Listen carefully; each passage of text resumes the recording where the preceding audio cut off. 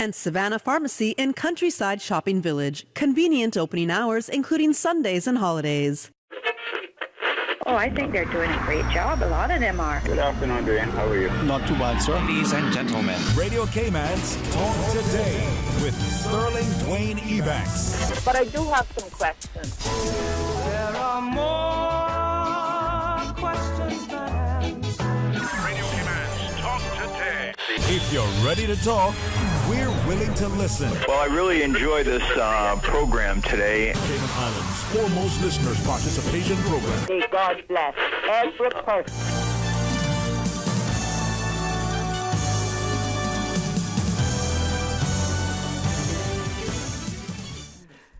Hey, good afternoon and welcome. Thank you very much for joining us. And it's your birthday. Well, happy birthday.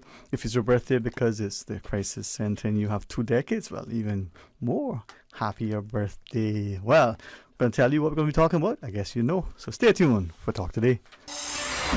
Radio Cayman's Talk Today, the Cayman Islands' foremost listeners participation program.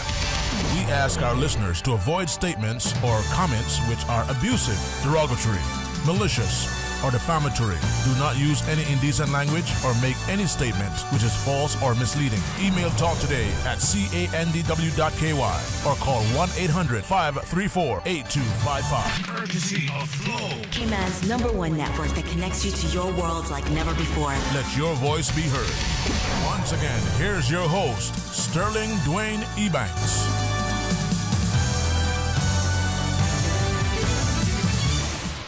Good afternoon. Welcome. Thanks very much. And man, that smile on my face, I think, is only a reflection of the smile in my heart to be surrounded with such wonderful people who give so tirelessly of themselves, that kindness, that gentleness, that strength of character and integrity. And I'm honored to be able to have 3 fantastic, people around the studio to start things off. And as the day goes on, it gets even better. Miss Anya, good afternoon to you. How are you? Good afternoon. I'm very well, thank you. How are you? Well, I am highly favored, absolutely healthy, wonderful, because I live in such an amazing place. Happy birthday to you and everybody. Thank you very much. Thank you on behalf of the Crisis Center. Thank you. Thank you. And thank you all for what you do, increasing it more and more as we start to see that as we draw together and partner. Joining Miss Anya, Miss Laura McCrae. Good afternoon to you. Thank you for coming on board for us. Oh, good afternoon. Thank you for having me. Now, if I might, through you, Miss Anya, as we have a discussion, we get the face almost of the Crisis Center, Miss Marisha, in a second, but not almost. Yes, the face. Almost. Yeah, she told me no. She said almost. She's working towards it. She's just waiting. Almost there. Almost there. Yeah, she said she's coming. She's there. All right.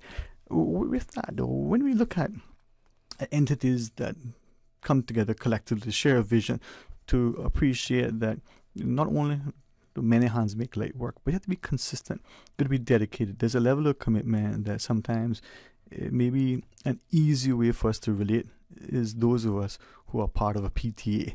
A child starts school at year 1, whatever it's called, and by year 10, we're still part of the PTA, we're doing it.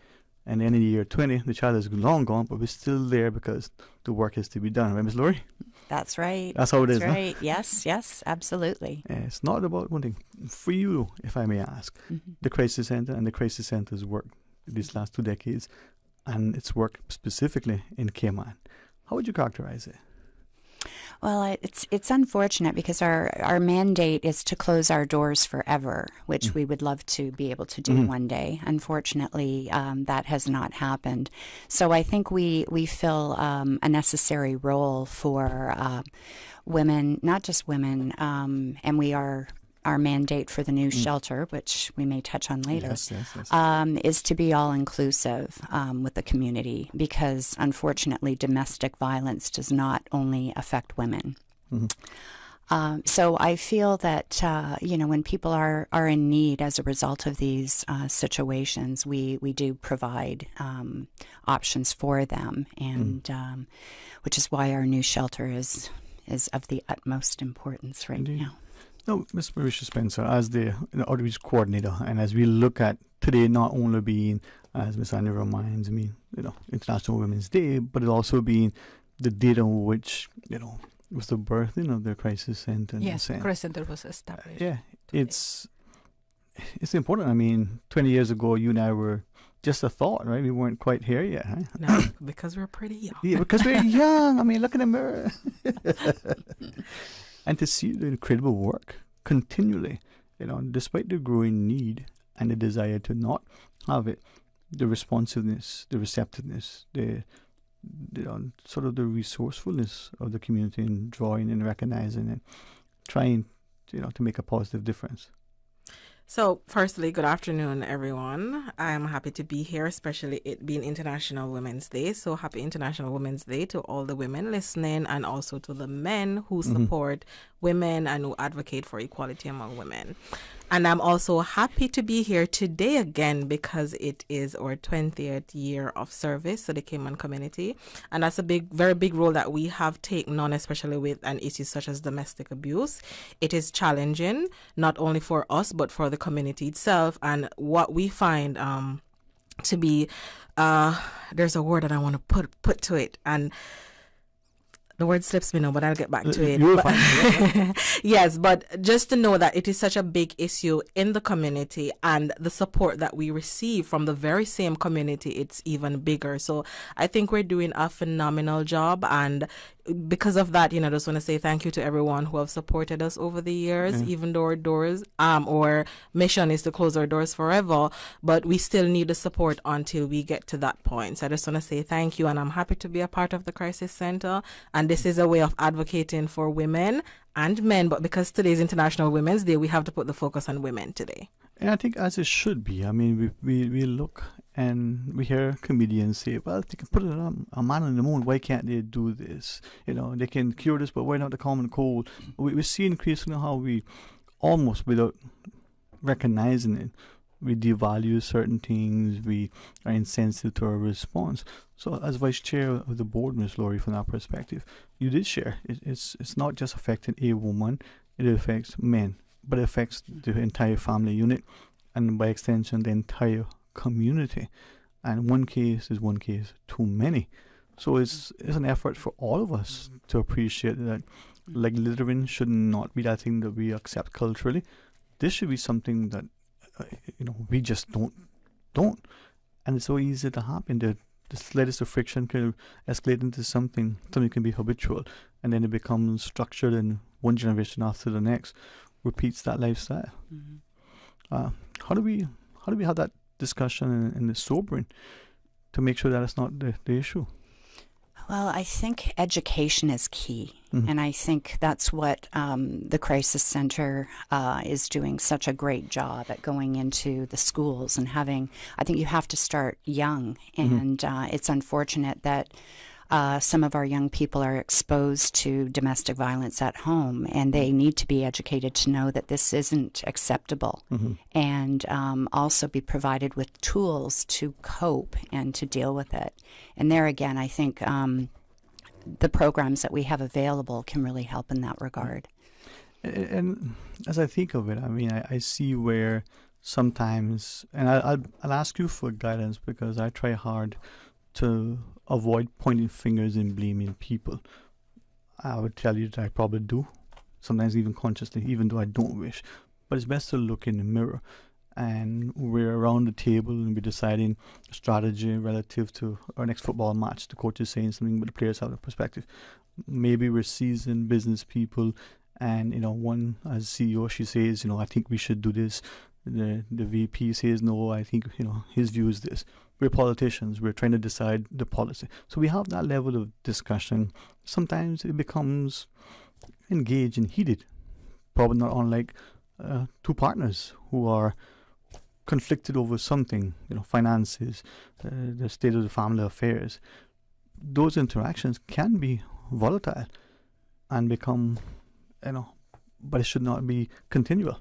So how do we make sure that, those things, one, don't occur, but if they do, they're not reoccurring 2, 3, 4, and countless times?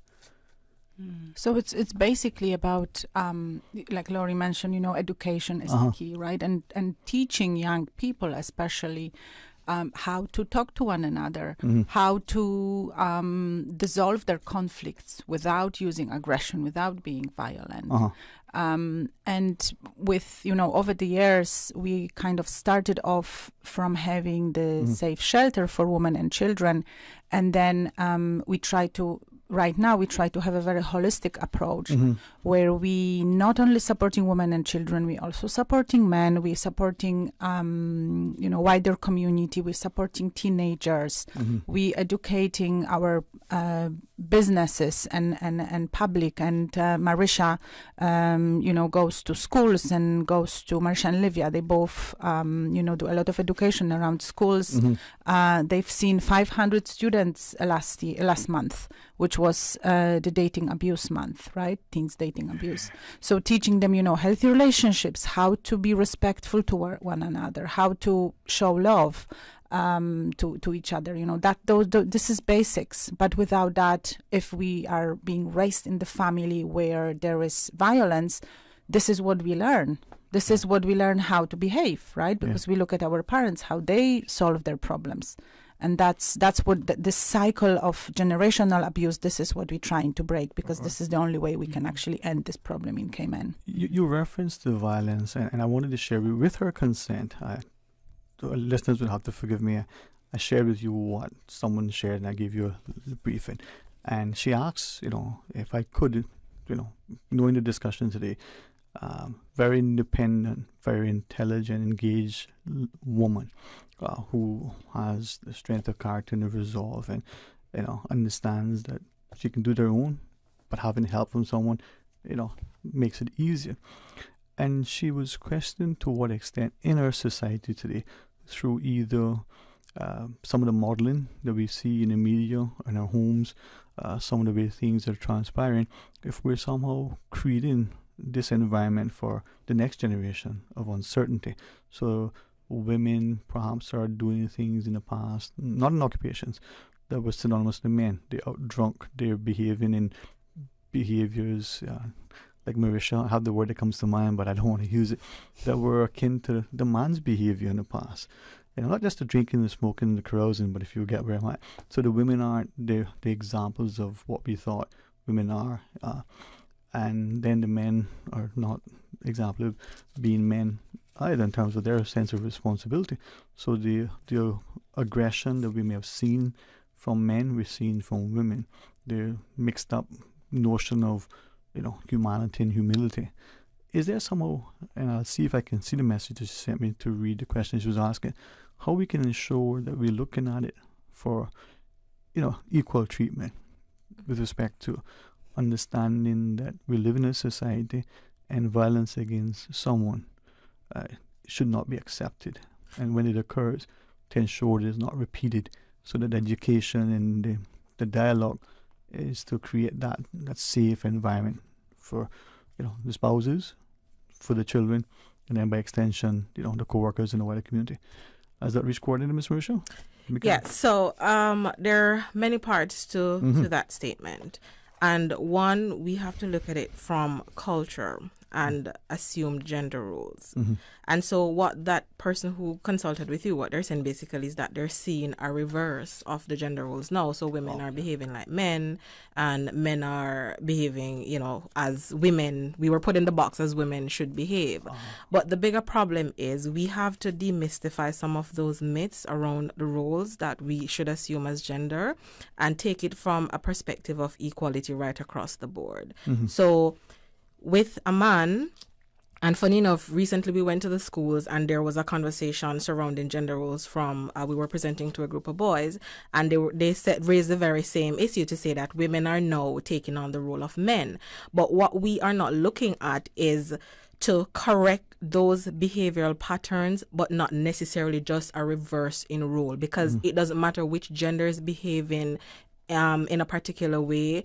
That is an issue for our society. So before we get to looking at the roles that we should assume based on our gender, we have to look at what behavioral pattern is appropriate for society. All right. And as we celebrate, International Women's Day, as we celebrate the 20th anniversary of the Crisis Center, maybe we'll find where more of us can work together. So after the break, I invite you to help us to appreciate it. Stay tuned for Talk Today.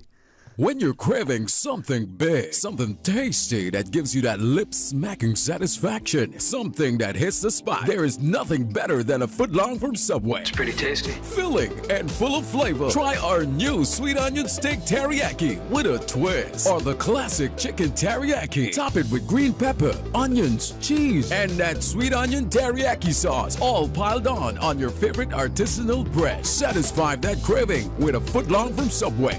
Fresh, delicious, tasty, meaty. Let's make it a meal with a drink, chips, and cookies. There is nothing better than a footlong from Subway.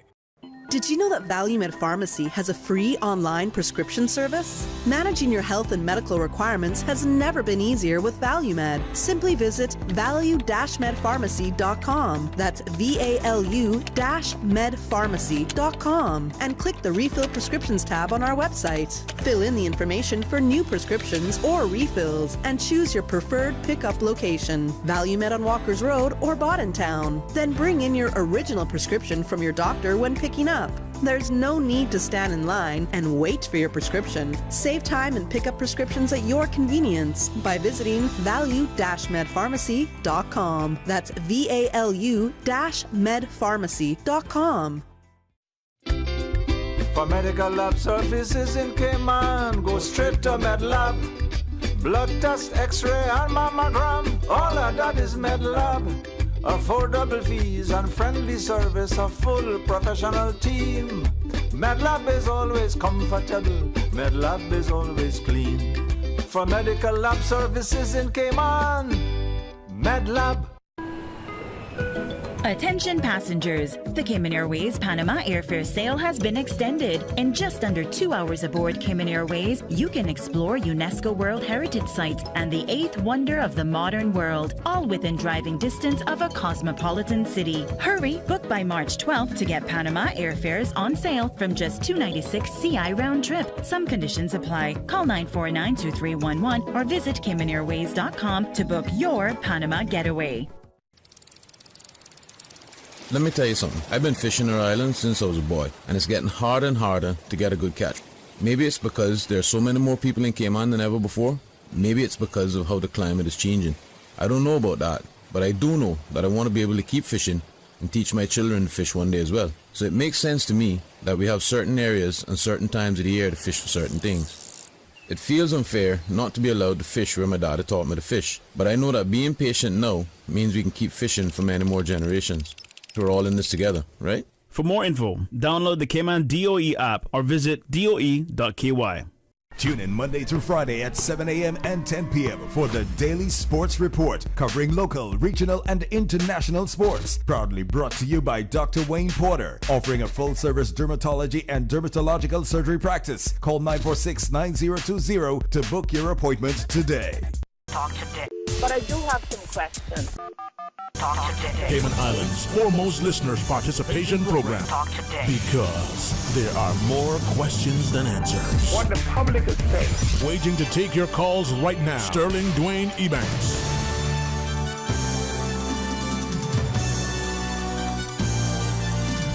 Hey, good afternoon and welcome back, and thanks so much for the opportunity for us as a country to look, and if with the I'll ask the permission. Actually, I'll request my guest to guide me to make sure I say it correctly. When I look at the women in our society in particular, and we go downtown and we see that statue, I look at that. It's one of the few that I consciously go and look at and admire. And if there is something that I would say that we didn't do enough of, we didn't make it big enough, we don't have a replica of it in every district, on every corner, because it speaks to not just the virtue and the value of our women, but their stamina, their stature, that resolve that they have. Yes, the Iron Man and wooden ships, but they would be the first to say if it wasn't for the strength of their wives, their mothers, their grandmothers, their sisters, and for some, their young daughters, our society would be questionably not where it's at. So, Miss Anya, 20 years on, I mean, Yes, It's and amazing. I would like to just clarify something, because for me, every time we reach a next anniversary, it's a bit controversial, because, you know, we don't want to say happy birthday. We don't want to say, you know, yes, we're celebrating anniversary, because that's, I mean, we are celebrating anniversary, but in a little bit a different way, because it's very unfortunate, like Laurie said, that we did not manage to close our doors yet, and we are still working, you know, towards that lofty goal that we have. But what we are celebrating is the fact that we have those resources. We have that emergency shelter where the victims of abuse can receive our help and support. And we are hoping to have that new shelter very soon where we can also shelter men, because this is a question very often asked, what about men? So men, LGBT community, anyone in our society who is a victim of abuse and needs a safe place to stay will be able to stay there. And I appreciate you clarifying that, because as I was sort of saying happy birthday, I always felt that sort of mixed emotion. But for me, what it is that the community has recognized that this is something that is transpiring, has transpired for goodness knows how long, and we're no longer willing to shy away from it. We're no longer willing to ignore it, and you know, sometimes it's caused me as an individual to look at my behavior. And is it abusive? Is it physical abuse? Is it abusive in other ways? And not just towards your spouse, but to your children, to your parents, to your co-workers, to look at it in a way that even if it's in your mind, you know, you're justified because you were enraged by something and it only happened once. Well, what does that speak to you as a person? What does that share? I hope my father doesn't mind, but my mother is an incredibly strong, independent woman. Probably would frustrate, you know, Jesus himself, because she's so driven, wants everything. But I've never seen him, you know, as much as he get angry with whatever woman, we can't knock that wall down and put it 50 stories high. We don't have, right? No, we can't. You know, he would go outside and vent and get his stuff off.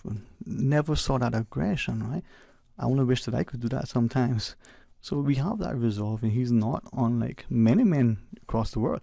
But there's some of us who don't.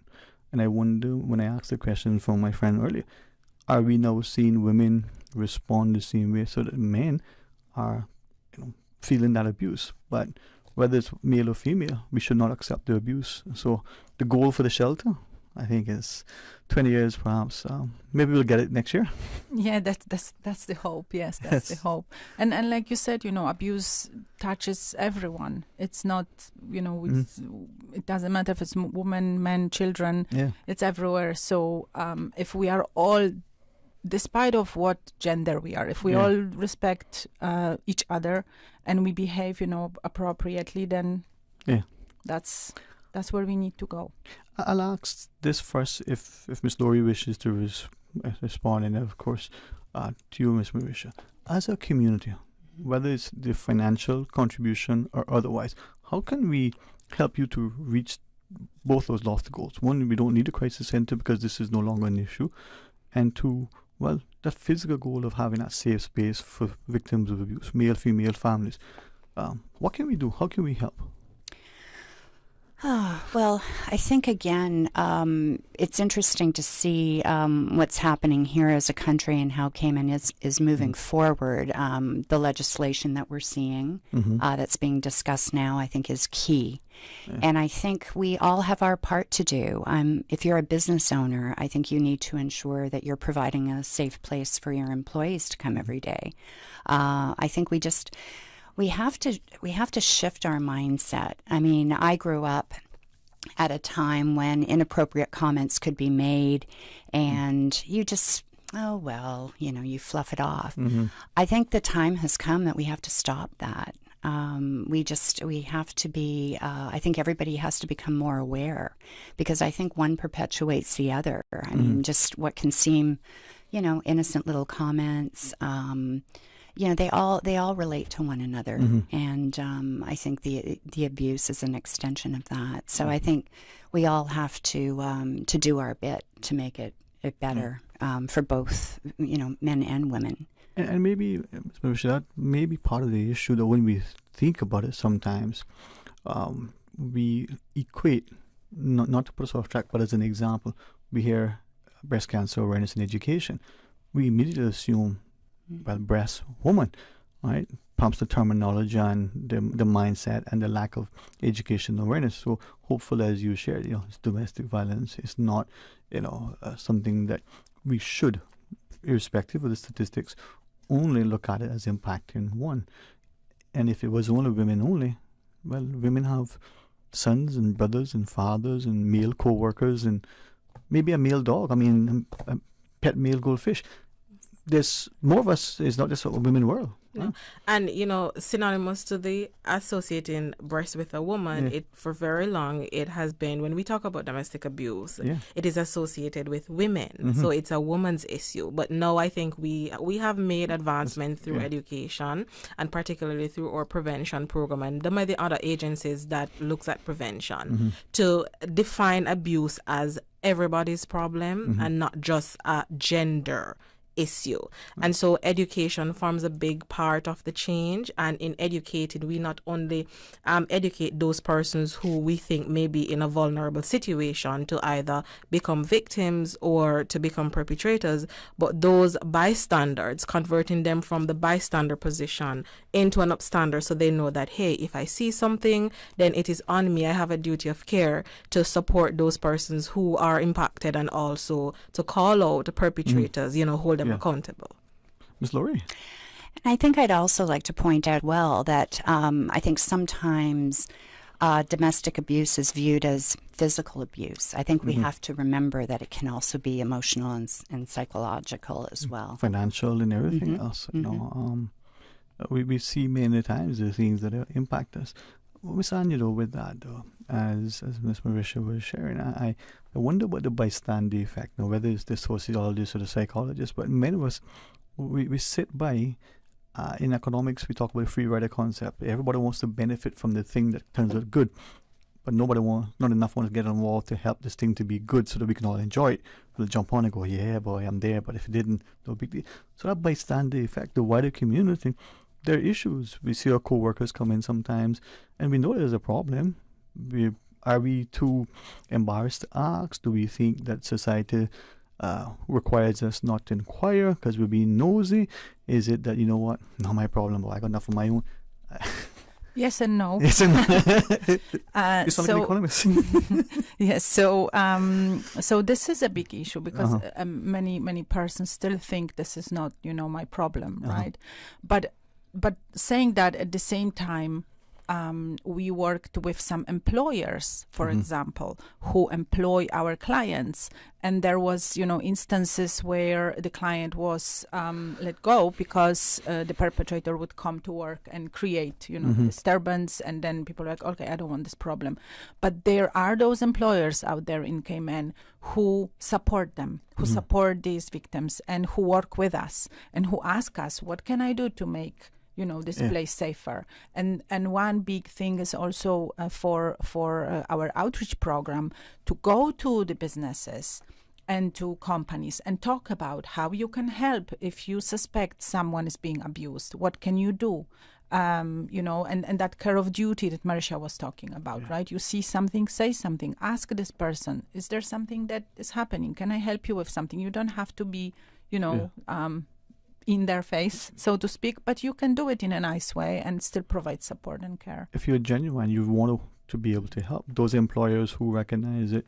There's a negative impact. If you let this person, go because the duties are impacted, are you compounding the problem? No, you have other staff members and colleagues and the like to consider. But in the day, I know we have the final break of our segment, so we'll come back through you. I'll be guided as to where we go. We're talking, not just on International Women's Day as we look at the invaluable work of the Crisis Center on the 20th anniversary. So stay tuned for Talk Today. Busy, busy, busy. Feel like there's not just enough hours in the day.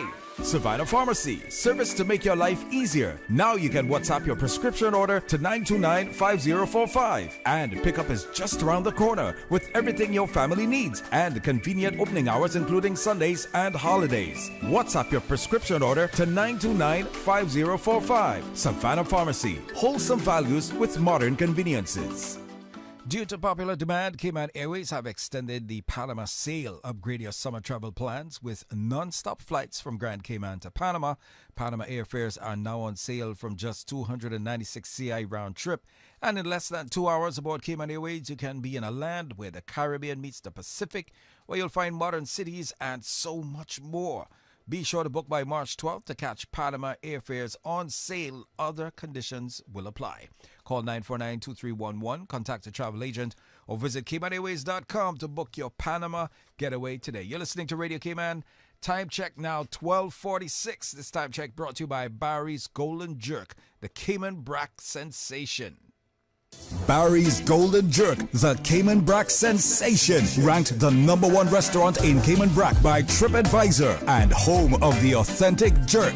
Barry's Golden Jerk, serving large portions of the best jerk chicken and pork. Open Wednesday, Friday, and Saturday near the airport, or call 917-6713. Barry's Golden Jerk. It's simply better. Ouch! It's hard to expect a good day after a bad night's sleep. Take advantage of Brandsour's Home Gallery's Sleep Sale. Save up to 40% plus free delivery on Tempur-Pedic and Silly mattresses. Insomnia is bad for your health, so start sleeping better with the Brandsour's Home Gallery 40% off Sleep Sale. Hurry! Sale ends Saturday, March 11th. Dorsey Drive, Industrial Park. Call 949-5211. Are you a Caymanian job seeker searching for employment? All jobs, whether full-time, part-time, temporary, or permanent, will be required to advertise on the Jobs Cayman portal. Visit work.ky. That's WORC.ky to start your job search to see all available jobs or to apply. For assistance in registering or to learn more, call toll-free 1-800-534-9672 or customer care at 945-9672. 945-9672 today. Talk today. But I do have some questions. Talk today. Cayman Islands' foremost listeners participation program. Talk today. Because there are more questions than answers. What the public is saying. Waiting to take your calls right now. Sterling Dwayne Ebanks.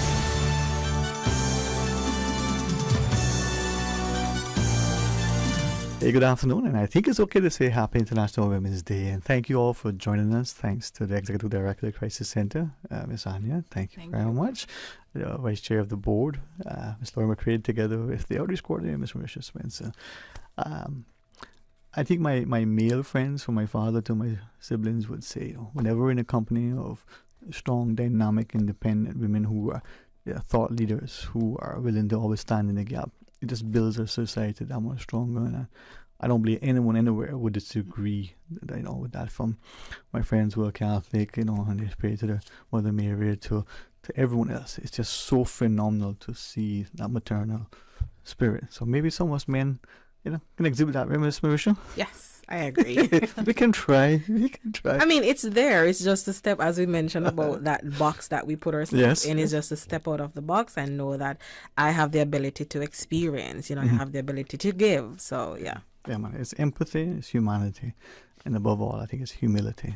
And for those of us who can give of our time, our talent, and our treasure, sometimes all three at the same time, so much the better. But to be at this stage, in any part of our lives, in our careers, there are people who help us along the way. If it's, our business who's been open because of our customers have been there, and we celebrate our 100th anniversary or our first anniversary, it's because of that. It always takes that partnership. This journey hasn't been, what my friend says, not solamente. So it takes many, right, Miss? Yes, so we definitely could not do this work alone. And, I always marvel when I think about the different programs that we have and all the different things we are doing. Right now, currently, is 8 of us. My team is 8 strong. And, I'm thinking, my goodness, 24/7 shelter, 24-hour crisis line, all these programs. And it's 8 of us who are doing this, but we cannot do this without support of our community. So, of course, we have a huge team of our volunteers who are helping us in every possible way they can. But also I would like to, because of the 20th anniversary, we always remember about our sponsors and donors who help us financially, and we are extremely grateful, of course, to them. But today I wanted to speak about a few small businesses who for years now are, helping us pro bono. They giving their services to us and they don't charge us. And those businesses are, for example, Integrity and Jason with Integrity, who reached out to me exactly 15 years ago when I started working at the Christ Center. And he said, I want to help. I want to do something for you guys. And since then, all IT services for us are free of charge from Jason and from Integrity. Another one is Global Risk and Data Authority. They are hosting and maintaining our website. We don't have to pay for that. Infinite Mind Care, just recently, last year, they joined us and they are providing free workshops for my team and supervision as well. Sapphire Coaching, a wonderful Helen. She's a coach for women leaders. Thank you so much, Helen. She's supporting me personally. Then we have Carrie Karma Closet. Carrie, all the professional attire that she has and her clients do not want back. She always gives all of them to us and for our clients. Cayman Academy.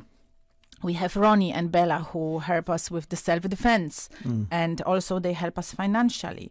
We have Nick Joseph, who is with HSM Chambers, and he provides legal advice for us free of charge. So there are those wonderful, wonderful heroes. There is, of course, our accountants, Natasha and Norman. They also don't charge us. So, there are lots of people out there who want to help, who want to support, and then don't even think of sending us, an invoice. And I just want to say I'm so grateful for all of you guys for helping us. And if someone is out there, you ask before how people can help us. If someone is out there and could think of a way of supporting us, it doesn't have to be financial support, but if you can provide your services free of charge to us, that's a huge help. And to saying that for all the listeners, if you would like to further, celebrate with us our 20th anniversary, we have a gala coming up on the 27th of May. It's Roaring 20s, so it's Great Gatsby theme, and we are hoping to have a wonderful celebration, and it's going to be at Kimpton, and the tickets are $325 per person and $3,000 for table, and you can find out more details on our website. All right. And this is where, as we draw alongside each other, from the volunteers on the board to others who help with, whether it's a fundraising walk, or it's facilitating a workshop, or it's sometimes the presentations at the school, Miss Marisha, a parent may be able to take part of a lunch hour and help in some capacity. There's a need in every quarter, and there's a way that we all can make a contribution. I'm just glad that we have such a willing spirit in our community and a willingness to have these discussions publicly, because it may cause us to look within and recognize our own behaviors, that as much as we don't want it to be abusive, it is, because we're not conscious that of our actions. It's striking, I'll be honest with you, and it's internalized. Sometimes you understand the impact on it. Yes, and it's for that reason why when we promote our services, we look a lot at the education. So maintaining a presence within the community, and the fact that we have gone into the schools, I think that's a big part of our prevention program, because these are the students who later on in life, they're the adults who we are trying to save from becoming abusers or victims of abuse. So it is important that we maintain that presence, and we start from a very young age. And you'd be surprised to know some of the questions, the concerns that we get from the students. They're in relationship, they're at that age, developmentally they're having their own challenges, unique challenges, and then to be in a relationship, not understanding the dynamics of relationship and how relationships ought to be, it presents additional challenges for them. And so it is important that we're there to clarify and to support, so that we can end domestic abuse in years to come. I think something that Laura was able to recognize earlier, I think, Ms. Hanya, the idea that last month with teen dating and violence, the notion that we have that within our teens, whether it's the behaviors that are being modeled for them at home or in the media, then the notion that these are things transpiring. And was it the Family Resource Center that had, Love Shouldn't Hurt programs? Yes. We need to see that what it looks like and what it should be. But that behavior of old to today, is that change a positive one and a timely one? Miss Laurie, work work never stops. Well, it's interesting because so many of us grew up, in families with challenges and not necessarily the best role models, and then growing up, you realize that perhaps wasn't the norm. And, again, not everybody has the wherewithal to educate themselves. So I think that's where it's key that we have these programs that can help young people, when they are perhaps faced with less than ideal situations at home. Yeah, well, I'm mindful that, we are indeed, in a space where we can make a contribution because the next generation, our actions or inactions impact them in a way. And hopefully next year, miraculously, we would not have to be here discussing this. But realistically, unless we address it 40 years from now, we will still be looking towards the day when it's no longer, and that will not happen until we, recognize that it's occurring, and what do we do to, prevent it. Ms. Laurie. Yes, before we end, I have to say, we are going to be out there with a vengeance very shortly, raising funds for our new shelter. Mm-hmm. So you will be hearing a lot more from me and everybody else related to the Crisis Center. So we would encourage you, wherever possible, please support our initiative. Mm-hmm. Thank you. Well, hopefully we'll be able to at least help in whatever way we can. And we commend those, continuing partners, especially as we close the discussion. What are some of the thoughts you may want to leave your listeners? Okay, so one of the, more important is for persons to know how to reach us. And so if there's anyone out there who is going through abuse, if you know someone who is experiencing abuse, you can give us a call at our 24-hour crisis line. That's 943-2422. There's always someone there to support. So don't be afraid. Call and we can support you in getting out of that abusive situation. Would you say that number once again? 943-2422. Is that 943 CI? CC, okay. Yes. So if they look at the touchstone, if not, it's 2422. Yeah. 943. All right. And if Ms. Laurie wants one other comment, Mom, it's yours. And then, of course, to our executive director, we'll leave her with the final thoughts. But Ms. Laurie, if you wish to say anything else, you. No, just thank you for having me today. And I think this is a wonderful way of, as Anya was saying, she wasn't always able to talk about domestic violence. So I think having the conversation is certainly half the way to resolving the issues. So thank you. Yeah, you're most welcome. And my closing comment, I just would like to say a huge thank you. And,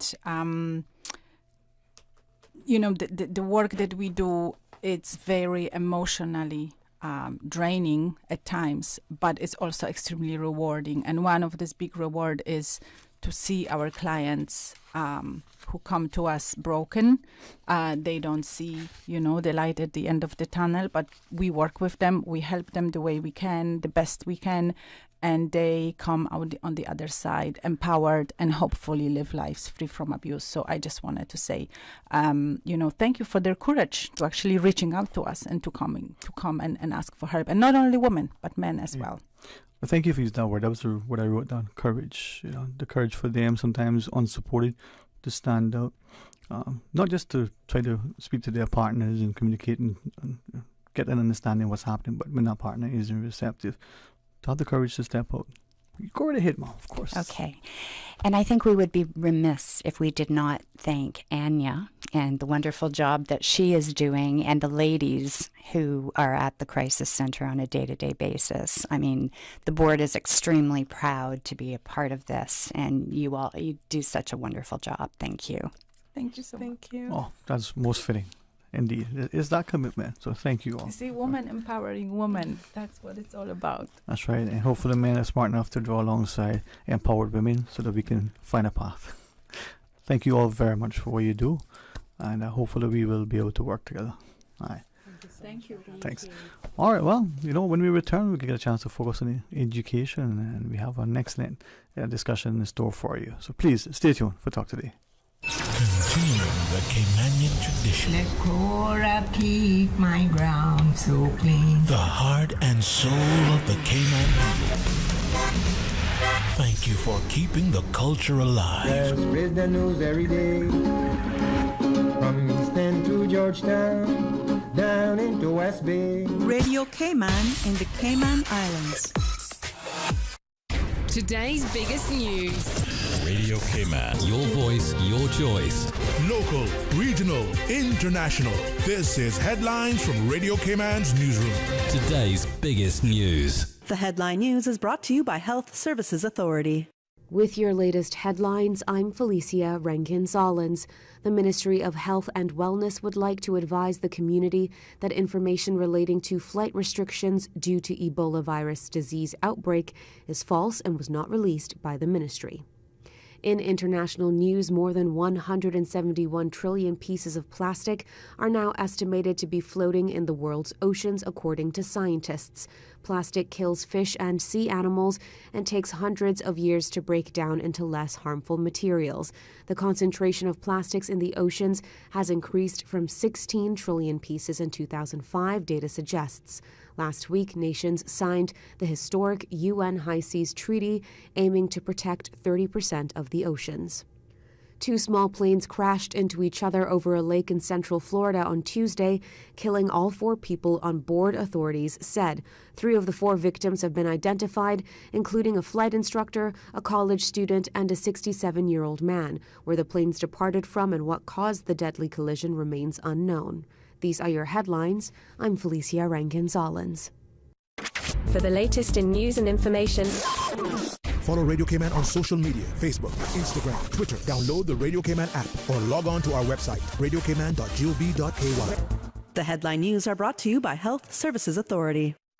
HSA's cardiology clinic is now located at Smith Road Medical Center. Our cardiology team provides expert care and treatment for heart conditions such as coronary artery disease, heart failure, arrhythmias, hypertension, congenital heart diseases, among others. The new location offers state-of-the-art cardiac diagnostic testing, including echocardiograms, ECGs, and stress tests. To contact, call 949-8600. At HSA, your heart matters to us.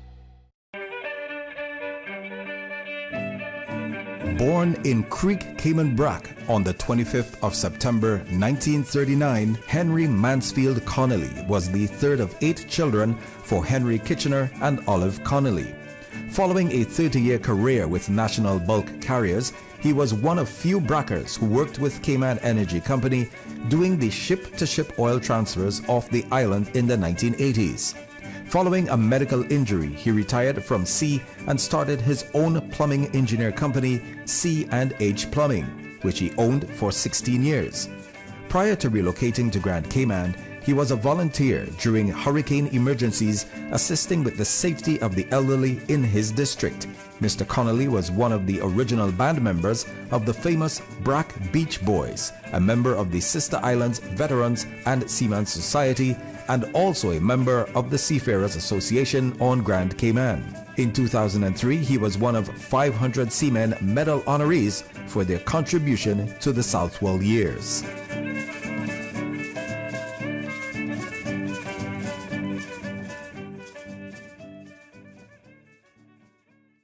Talk today. But I do have some questions. Talk today. Cayman Islands' foremost listeners participation program. Talk today. Because there are more questions than answers. What the public is saying. Waiting to take your calls right now. Sterling Dwayne Ebanks.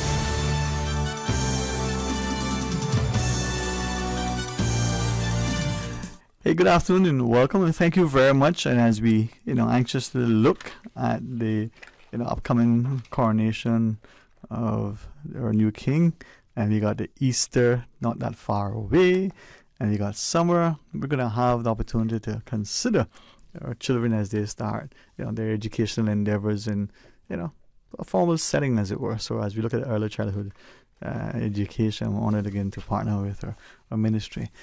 Ladies, good afternoon. Thank you very much for taking a few minutes of your schedule to speak to us as parents, to make sure that we are looking at it correctly when we're trying to place our children. So, how are you? Well, fine, thank you. And yourself? Oh, I tell you, man, if I don't look in the mirror, I think I'm great, but I know what's on the inside is even better. As I'd asked you, as you introduce yourself, and then Ms. Porton, would you do that for our listeners? Okay, so I'm Dr. Pearline Henry Burrell, Senior Policy Advisor and Manager for the Early Childhood Care and Education Unit within the Ministry of Education, and my colleague here is Darpa Barton, Early Childhood Care and Education Officer. I was trying to remember how many times we've had you on and with different panelists with you, and the focus on early childhood education becomes increasingly perhaps more endearing to us, recognizing not just the formal sort of instruction that they may get in the class, but the importance of the play. And through you, as you tell us how we should select and choose and what we should be looking for, I'm increasingly influenced by my friends who are educators to say, I used to dismiss play. You can get play at home, but I can't because I'm one of 1,000 children. But some of us, we're the only sibling. The environments that we grew up in, chasing, things in the grass piece, as it were, no longer exists. Climbing the trees, well, we don't. We're confined to smaller spaces. So our interaction is in the class, on the play field or the recesses and the like, and that learning dynamic. As educators, I think you can help us as parents to also look at the importance of those things. So that play will be one of the components as we speak about this afternoon. And I guess with the increase in knowledge, there will be an increase in understanding and appreciation for play. And so the Education Act 2016 requires that a registration of all early childhood care and education facilities. So over the past months, the Ministry of Education and other government agencies, we have noticed that there's an increase in the number of unregulated centers, our provision that is within our island, and we want to ensure that parents are aware of the different things that they should look out for as they go on that hunt or search for an early childhood provision.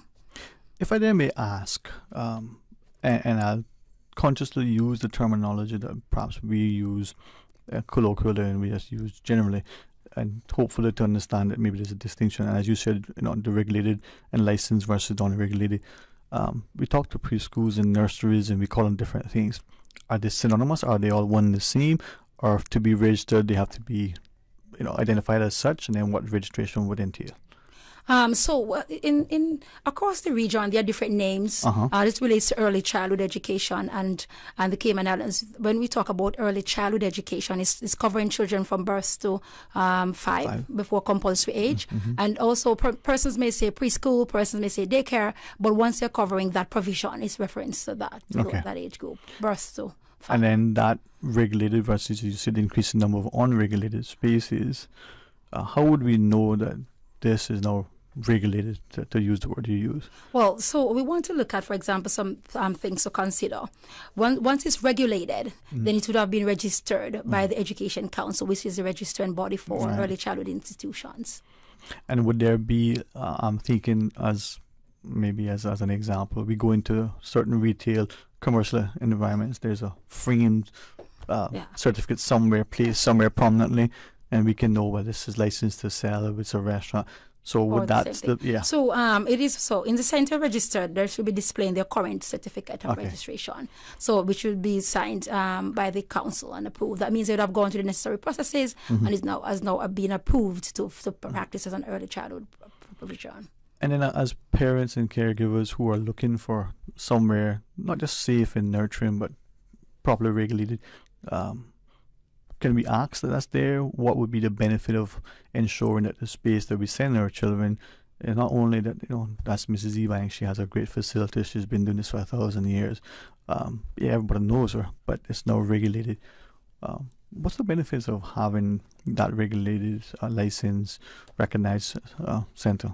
For health and safety, health and safety is a huge part of it. So because there are agencies that regulate this sector, we want to fire, we have DEH, we have different departments. So once that center is registered, there's some assurance that it is operating within those regulations. There's also the Office of Education Standards, which is that external audit of that, provide external audit for those provisions. So, and that looks at the holistic center. It looks at the children's health and safety, looks at the children's provision as it relates to curriculum. So these centers would have gone to the rigor of ensuring that they are meeting the needs of children as holistic needs. And again, just so that maybe sometimes we take we're still somewhat an informal society, relatively to much. So would then mean that there's a level of inspection and relicensing? Yes. So when centers are registered, Mr. Abra is a guru in registration. I just blow in a trumpet until right. But there is, and that is why when we ask for parents to give consideration to that, they would have gone through inspection. Fire would have gone through, done its inspection.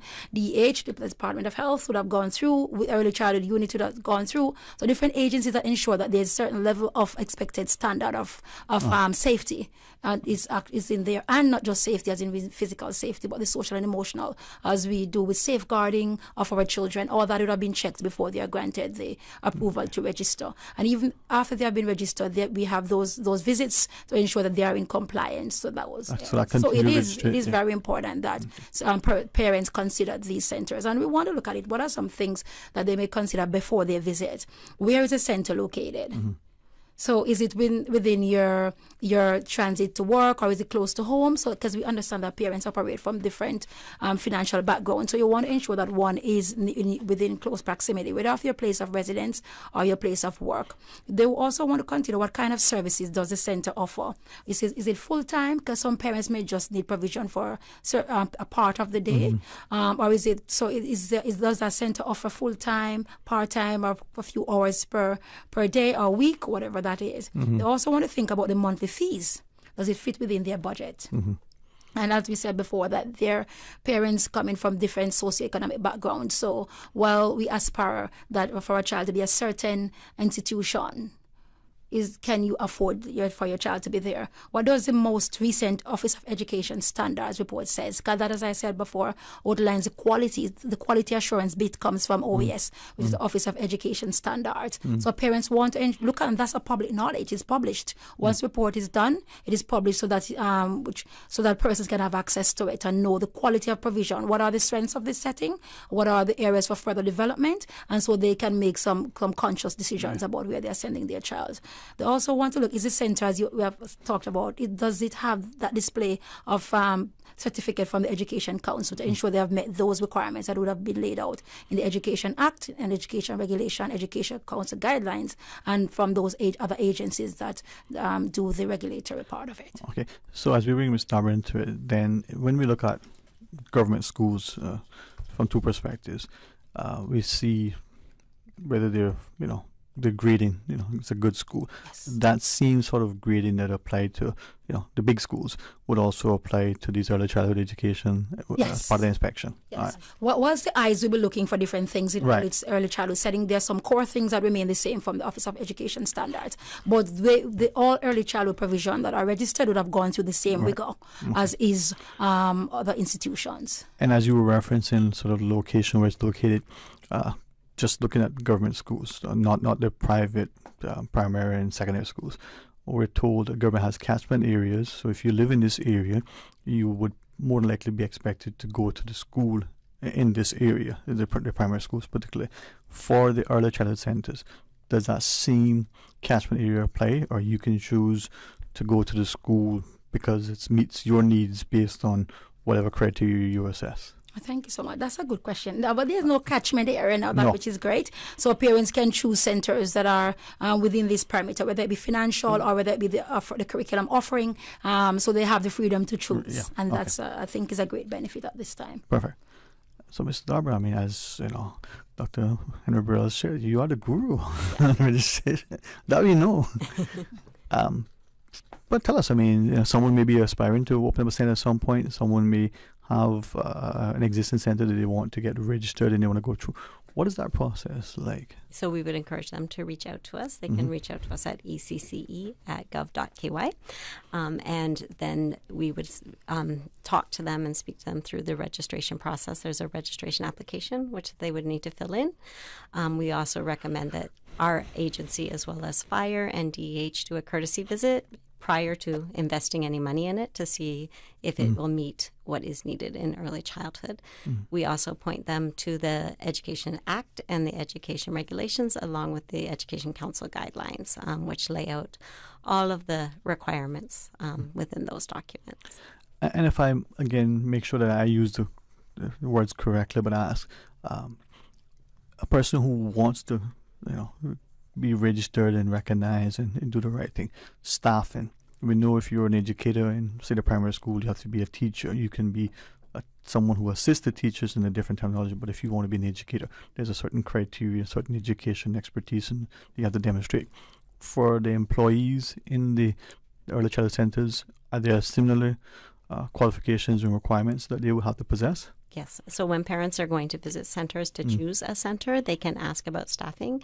It is a requirement in the Education Council guidelines and the education regulations that there's one trained teacher or licensed to teach teacher for every 10 untrained teachers within the early childhood center. So 1 to every 10? 1 to 10. 1 okay. to 10, yes. Right. And I hope don't use the words to be synonymous, but if it is incorrectly, let me know. So that, but in again, a parent has a young child at months old, years old. We want to put them in this space. I'll use the term a nursery. We want someone to watch this child while we're at work for these hours. If that entity exists and this is the service they're providing, not an early childhood center, can that entity exist as such? Without having to go through the registration and not be part of that unregulated thing? They're not trying to present themselves as an early childhood center, or they are in fact de facto, they're just not transition into going through the process. You follow me? All right, so let me paraphrase or rephrase and restate, and then you say. So it's they are providing services for children. Yeah. And they are not registered. They're not registered, and to them they're let's say a daycare. They're providing this thing. What model is their service? Okay, this is and I'm thinking of that entity that may be trying to provide a service. Perhaps it's a going concern and they make profit, but we're not school. We're not an early childhood center. We're just we're not there according to them. There are lots of other elements that we. Ms. Darby will back me up here. That's why we are here. For us to decide whether it needs to be registered or not, there are some other elements that we want to look at. So if you just say it's my heart so kind and I'm taking 7 children in that's what we're talking about within my home or within a setting. So once there, Ms. Darby has the definition right there, then that would mean that you have.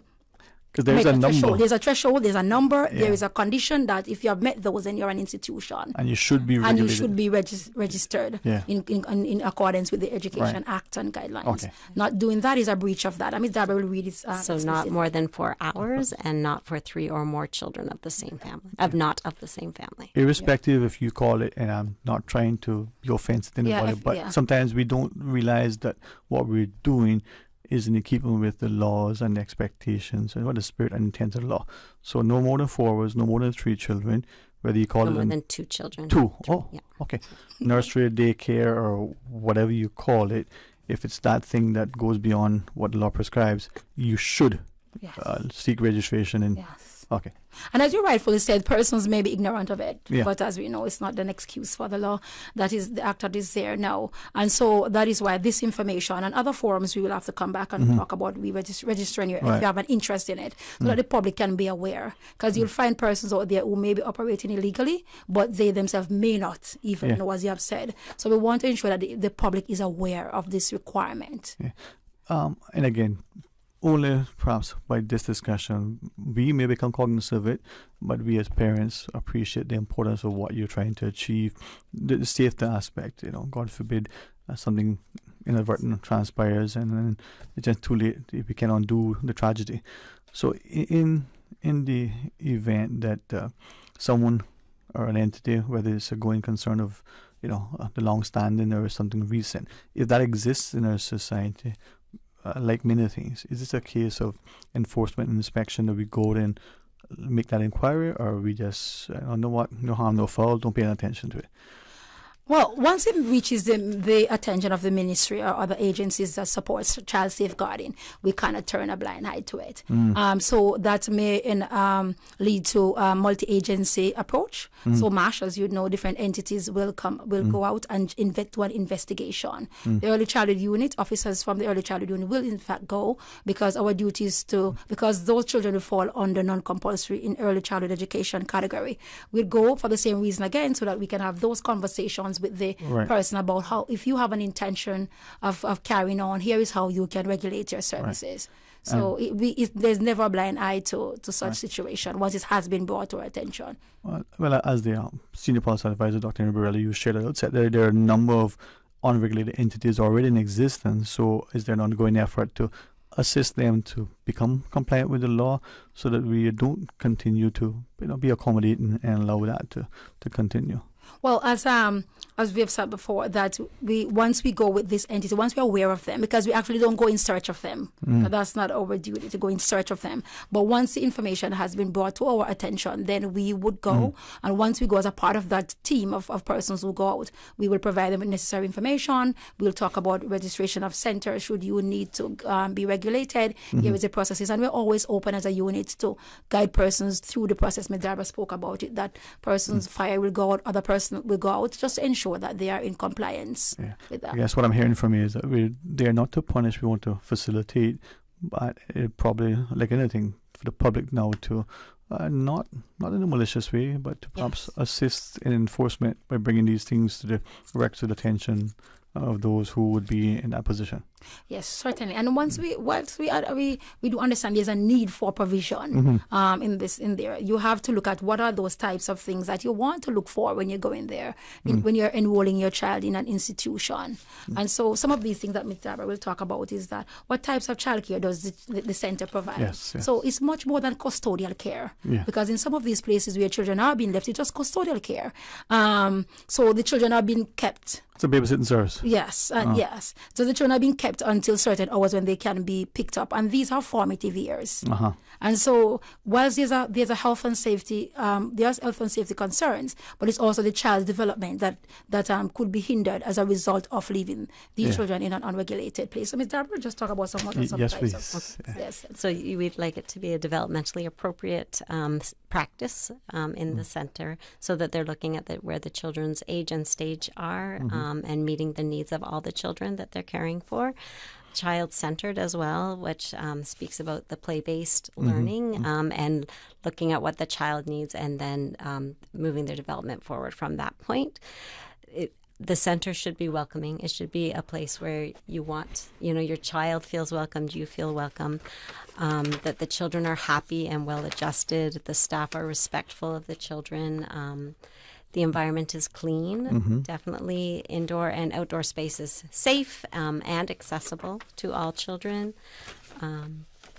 The access to the center is secure, so we do lots of visits with fire and our child protection officer as well, just to ensure that the children are safe and in that environment.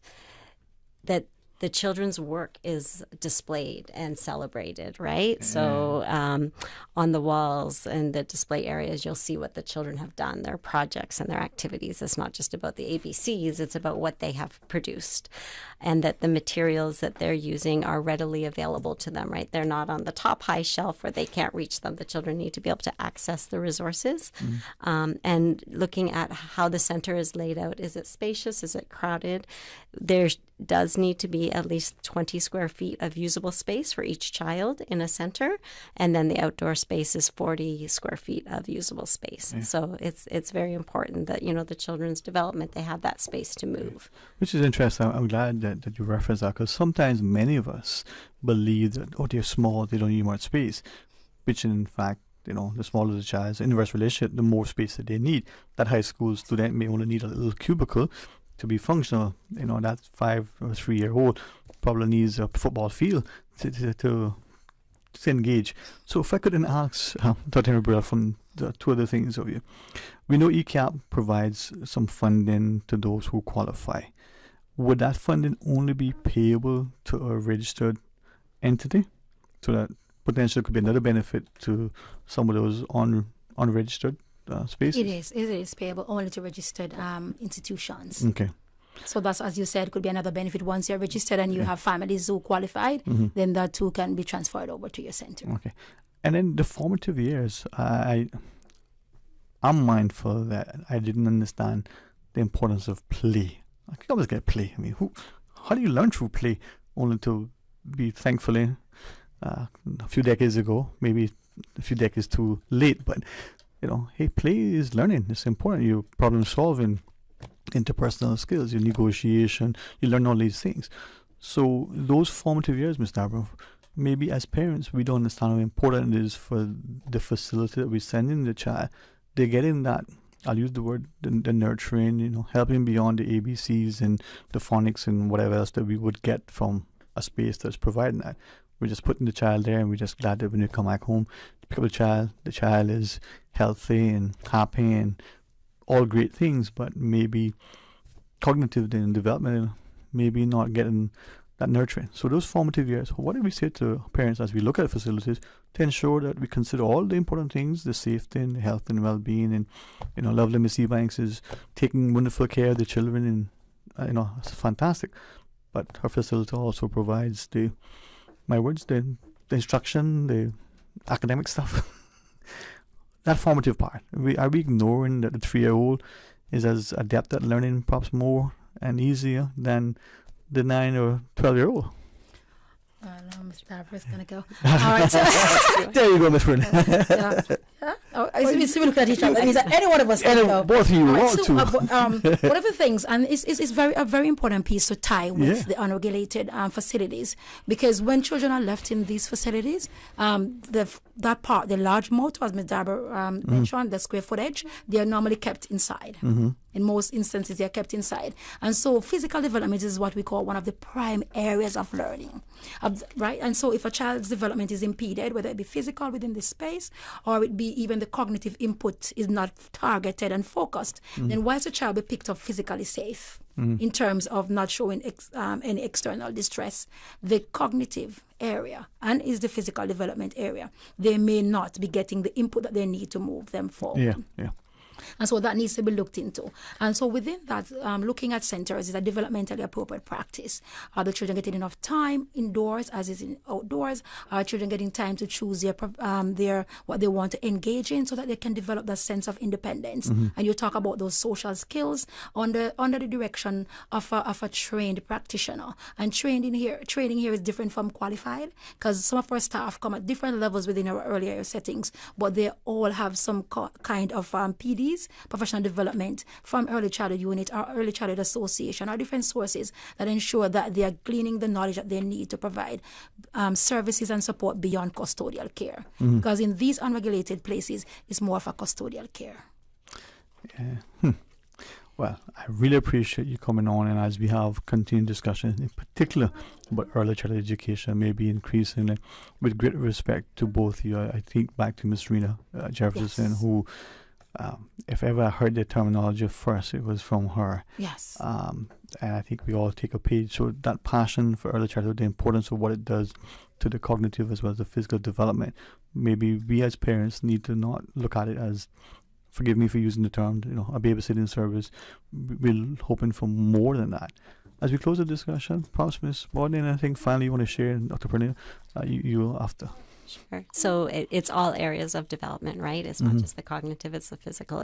It's all the areas of the development which is best served through play. The children's brains from birth to 3 especially are developing rapidly. So it's so important in those years that they are cared and educated in a way that is monitored and regulated. Indeed.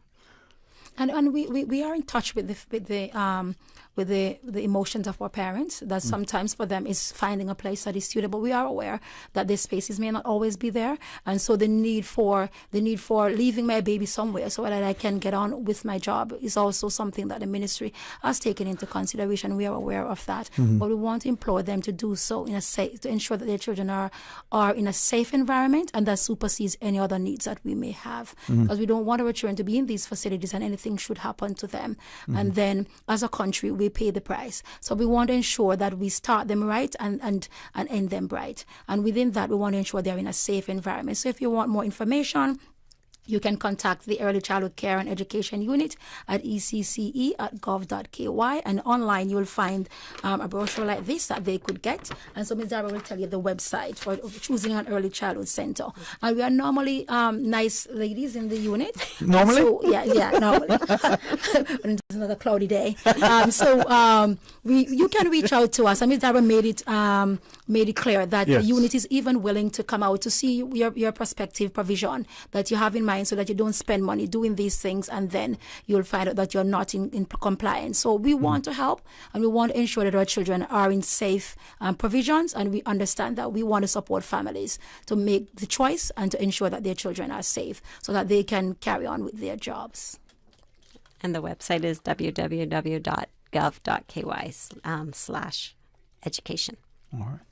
Well, I'm hoping that not just as a community, but perhaps on the individual level, as households, as parents, or whether that's one or many, that we're looking at these not just as a cursory glance, but understanding that the nurturing isn't just from one aspect, but it's all encompassing. So thanks very much to both of you. Yes, I trust this rest of the day will be most blessed, and the week even more productive. Well, thank you so much. All right. Well, our government website has information, gov.ky/education, if you want more information on early childhood care and education. When we come back, former parliamentarian Miss Lucille Seymour will be our guest.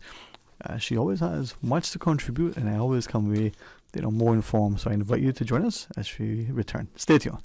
A caring and community spirit, cherished family and cultural values. These are some of the things that still embodies the Caymanian way of life in the Eastern Districts today. Savannah Pharmacy, your neighborhood pharmacy, located in Countryside Shopping Village, is delighted to offer products and services of real value. Whether it's catering to your family's medical needs or carrying apparel, gifts, and beauty products, Savannah Pharmacy provides you with more than just prescriptions. Remember, they're always just around the corner with everything your family needs and convenient opening hours, including Sundays and holidays. Savannah Pharmacy. For more information, call 946-3336. They say variety is the spice of life. And that's why at Subway, we are introducing the new boneless hot sub. Say what? The premium sub brings new ingredients like spicy breaded boneless chicken, French's crispy fried onions, and buffalo wing sauce, bringing a zesty and flavorful experience with every bite. Add some of your favorite veggies, cheese, and ranch sauce of your choice of freshly baked bread for the ultimate boneless hot sub. For a little spice in your life, try the new boneless hot sub from Subway. So good and tasty. And make it a meal with a drink and chips or cookies. Subway. Eat fresh. For medical lab services in Cayman, go straight to MedLab. For a full range of medical services, pleasant, clean and comfortable environment, no long lines and affordable fees, visit MedLab at the Smith Road Plaza. Open Monday to Friday, 8:30 a.m. to 5 p.m. and half day on Saturdays. Call 949-7331 to make your appointment. For medical lab services in Cayman, MedLab. J&M Money touching down again. Now you can send your US dollars at any location on island, including the BRAC. It's easy. Just walk with your US dollars. No need to convert to CI. This is another convenient service available at J&M Money. They always find a way to make it easier and hassle-free. So remember, when you need to send your money and you only have US dollars, don't ever think of what to do. Just head straight to any J&M Money location and send your money the fast, convenient, and affordable. J&M Money. J&M Money. Touching down again. J&M Money. Ranga to la friend.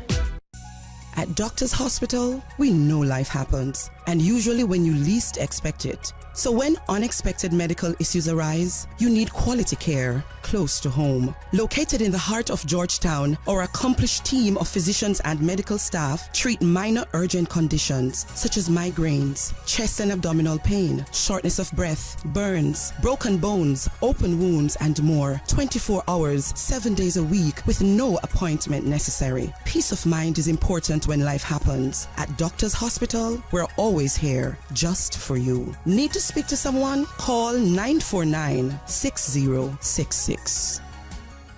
Talk today. But I do have some questions.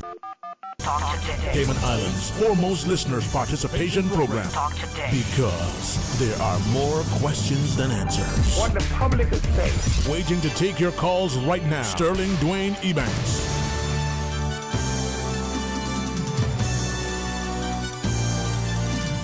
Good afternoon and welcome back, and thanks for joining us. And To round out our final hour of the program, on International Women's Day, I think if Miss Lucille Seymour would accept, it's very fitting that we, were able to accept your offer to join us, especially today. Good afternoon, Miss Lucille. How are you, ma'am? Good afternoon, Sir Dwayne. I'm fine, except I have a little hoarseness. I happened to have gone to London for a week and came back with a sinus issue. Yeah. Well, that's long haul. It stayed with me, but I had COVID, and I noticed once I had COVID in July. I'm not ill or anything, but I have a hoarseness in my voice. Yeah. Well, I pray to I'll God. try my best. Yes, ma'am. And let me know what we can do to ensure that we assist. But I do recognize that many of us who have shared that since, whether through contracting it or otherwise, we're not as energetic sometimes as we once were, whether we're knocking a game of tennis, with our friends socially, or whether we, gallivanting across the Atlantic. So I pray to God he'll continue to or breathing. Yeah, well, I found that my breathing was bad and I had to work on that. But then when I went to, and I shouldn't say this because I promised David and Christopher that I wouldn't tell the secret. But when I went to London, they wanted to go to see a football game. I had never seen a real football game in England. Having studied there, I never did. Wow, okay. So I went with them, and they made me walk 1 mile. Now, that may sound short, but of course I had a hip replacement about 3 years ago. But I enjoyed it. They took their time with me, and I walked the 1 mile. It took a while. And then I realized, now I can walk further. So I'm going to put that on my itinerary and start to walk again. If my breathing is not doing that well. You know what? If it's okay through you, Ms. Lucille, as we look at today and discuss anything and everything that you so choose, at the outset, if it's okay, and please guide me. We know that you're still very young and vibrant and energetic and enthusiastic, but with great respect. Mathematically, we know you're a seasoned veteran and, maybe not as youthful as you appear. I'm trying to be diplomatic and polite here. Right? Well, my mind tells my body that I'm something else. Yeah, there you go. And I want to say that to emphasize that I want us as the children of aging parents and those of us who are, getting on years, if that's the way to say it, that take a page from the book of you and Captain Paul and Mr. Loxley, Captain Owen and my parents and others. You can still be very active, mentally and physically. You can travel, you can walk, and keep David and Christopher at bay. But I did say to them afterwards, I said, listen, I like cricket. I would like to go to Lord's. And so I'm going to put that in my bucket list. Kensington Oval, perhaps? No. I've been there. You've been? I know. I've been there, but I'd like to go to Lord's before I shut my eyes. Well, I pray that but you I don't hide my age, I don't hide telling people my age. Yes. What I don't want people to call me is Mama. I said, your mother's too precious to have two. Yeah. So, but that's it. You don't have to. You have. It is a journey that we make, and it's unfortunate. I keep telling young people, if you don't want to die old, if you don't want to be old, you're going to die young. Because you have to get old to be, you have to pass that stage. It's a journey. But I think they'll get to it. I notice that people change when they start getting 40, 45. Then they start looking at themselves and say, well, I'm catching up with you. But this is a journey. But what I think would influence more is the closer we can become to each other. That is how I grew up with old folks. They were around, and we had to do things for them. So that's why I got the interest in for yourself. Yeah. And we have to appreciate our parents. Yeah. And because our parents will get older, or they got older, But age is part of life. Just like being a baby, you have to grow, and unfortunately, in today's world, we are separating the generations. Sadly, yeah. Yes, sadly. Yeah. We do it willfully and sometimes unconsciously. Yeah. Yes. I despite whatever connotation may accrue to it, I think my father, like Sparrow, would say age is just a number, right? And he very youthfully, skillful, would play with, football and other things with us, from checkers and cards and the like, and keeping that youthful sort of vitality, but also recognizing that the interaction with your parents and grandparents, the older members of your community, you get to learn. Hopefully you develop a sense of respect. I would think that the Michael Jordans, at age 50 is not the Michael Jordan at age 15. Not at right? all, and he certainly can't jump that high anymore. But he's a better Michael Jordan because he's had experience, right? And, the Carl Lewis isn't going to run the Olympics as he did, But what I discovered in getting older, and while I might forget a few things, I discovered that I can think better, that my depth of thought is greater now than when I was younger, and also I am more disciplined to listen, and I'm almost like a sleuth in the sense that when I see things, I don't speak immediately. I listen and I take it in, and then and I have something that I pick the fights I think I can win. I don't go out every fight. I mean, when I was young, I did that, but I don't do it anymore. But at the end of the day, what I think I like about myself, that I'm closer to nature than I used to be. I just admire the rising sun and the sunsets. What's that Toby Keith song?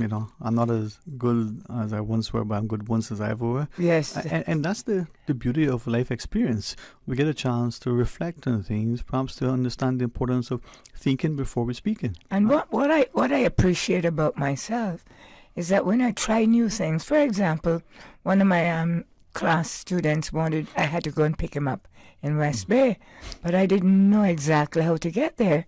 So he sent me a Google map and he said, look at this. Now he's about maybe 12 years my junior. So I took it, turned it on, started my car and ended up by his door. And I was proud of myself. I said, but Lucille, you're good. It's in the truck? It was my truck. But I was able to pay attention, drive, concentrate, and then take it all in. And I said to myself, this thing about aging, it's us that make ourselves old, Yeah. It's something that you've said this many times, and I think we see in some societies it's more evident, the involvement and engagement of our elderly. So a friend, now I'll call him the grandnephew, he's probably the great-great-grandnephew, but his great-great-granduncle, for want of a better word, martial artist, competitive at one point for their home country. And in his 78th year of youthfulness, is still able to do a lot of the things as he could, in his early teens, because he's constantly, practiced and, looked after his body, not just physically, but mentally. So as we engage our minds, as we age, whether it's through chess or checkers, whether it's through some physical activity, we see the benefits that accrue to ourselves, but also the example that we instill. So this great-great-grandnephew, is now understandably, can still watch, his elder relative approaching the 8th decade of life do sit-ups and push-ups and pull-ups when some of us can't even do that at half the age. Sterling, we still have to be risk takers, Of course. And I'm glad that I follow my mother in a way, And I know we came here to talk about women, and what other person should I mention but my mother, who everything I am, she taught me. Yeah, my mother's child, right? Yeah, it's my mother. My mother fought for me in the most ambitious way to make sure that I ended up not in somebody's kitchen washing somebody's clothes. And I'm so happy that she did.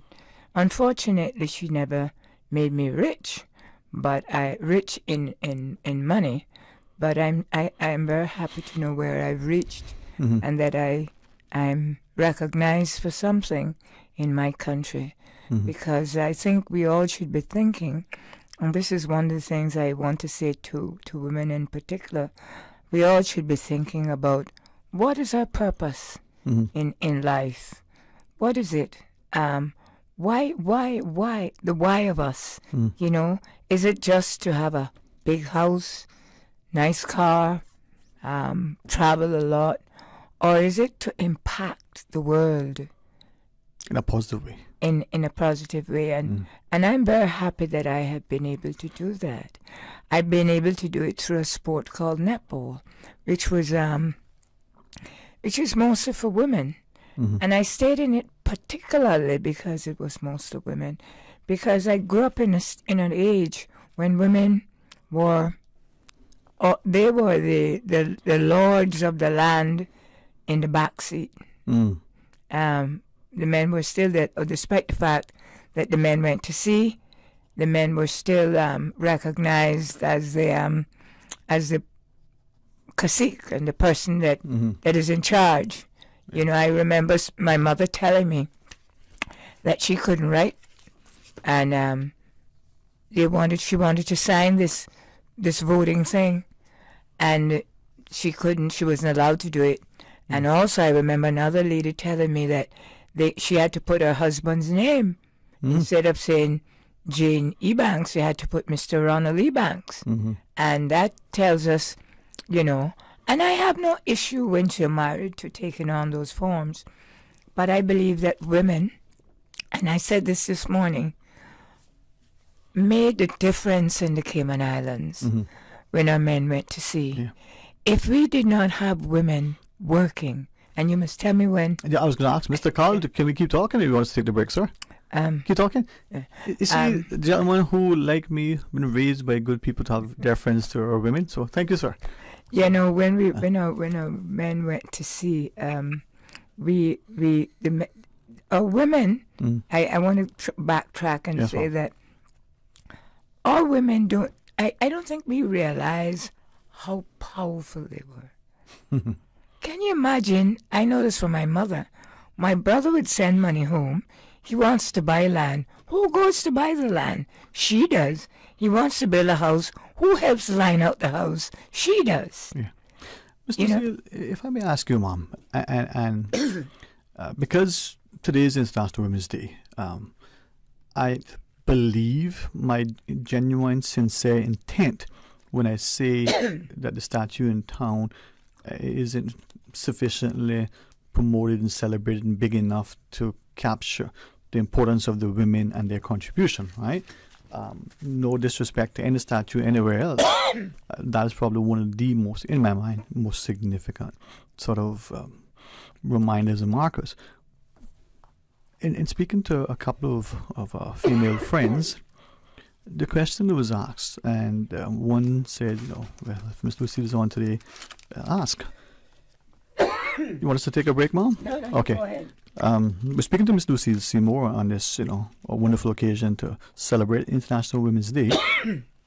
She asked, like her grandmother, and to a limited and lesser extent, like her mother, once the son, or in her case, then her father and the husband, returned from sea, the women who were front and center, who lined up the house, negotiated the purchase of the land, did the savings, did all these things, then took a back seat, as it were. Your dad is home now, the man is home. And she was wondering, okay, the era of the 50s and 60s and whenever, why was that? How do we explain that? I mean, she did everything, because the women of the day were the ones that left, and they were the teachers, and they were organizing the church, they were running whatever business. I'll answer quite frankly. Yes, Mom. To save face. You understand that point? Okay. Okay? So to save face, because it still happens. Okay. You empower the man. I see it as I visit some of my friends. The mother's quite strong, but so it is not to make your husband or your partner appear empowered, okay, you do this. But that's not the only reason. Okay. That was how tradition was. Okay. And we didn't have anything to change it. Mm-hmm.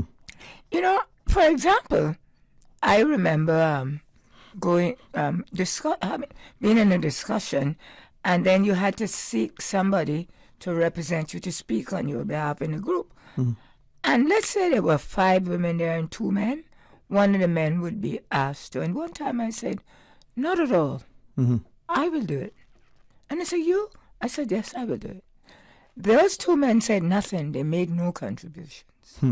So we ourselves have taken it on to think that, and this is something that it's going to take centuries to change. Yeah. Although Confucius said women hold up half the sky. And if women hold up half the sky, then women have equal responsibility. Right.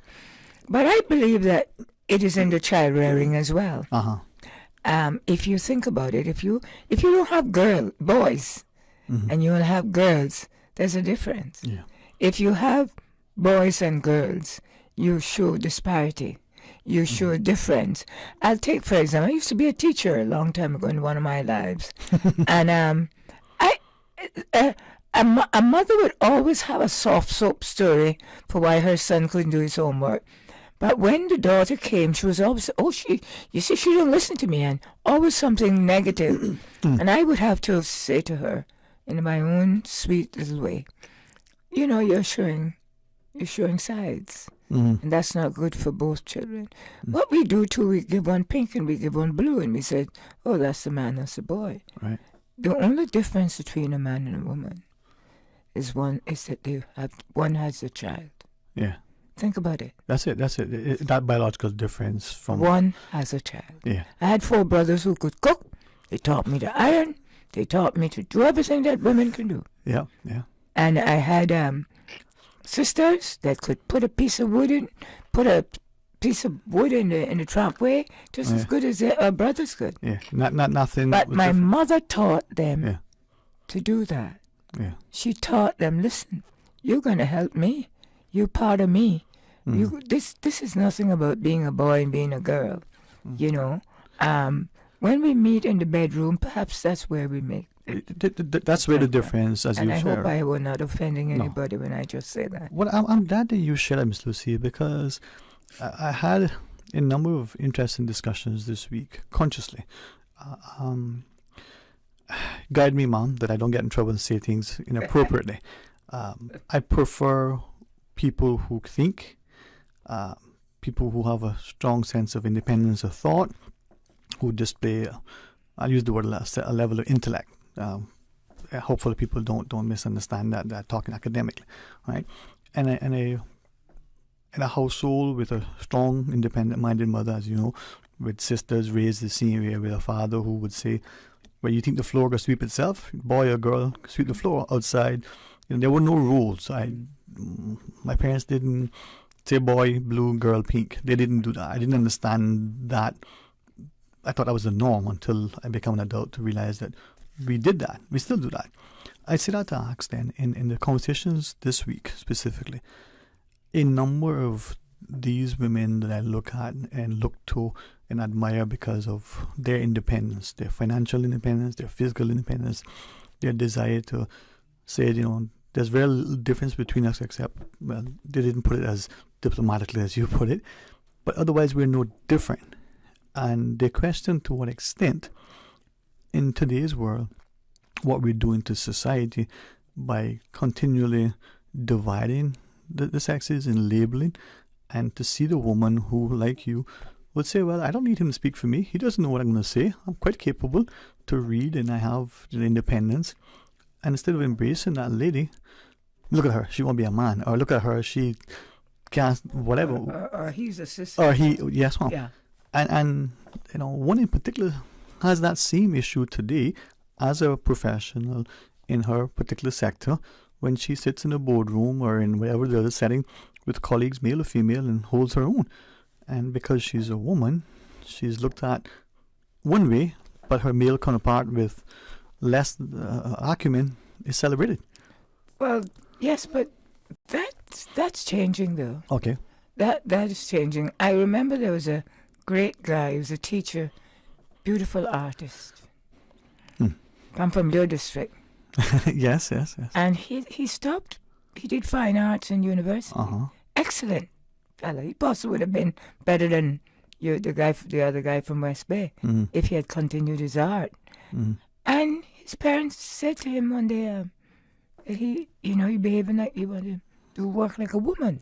So he stopped it. That's terrible. That's not good. That's not good to say to children. Because we're made up of both. Yeah. And a talent is given to us by God. And when you have a great talent like being an artist. Yeah.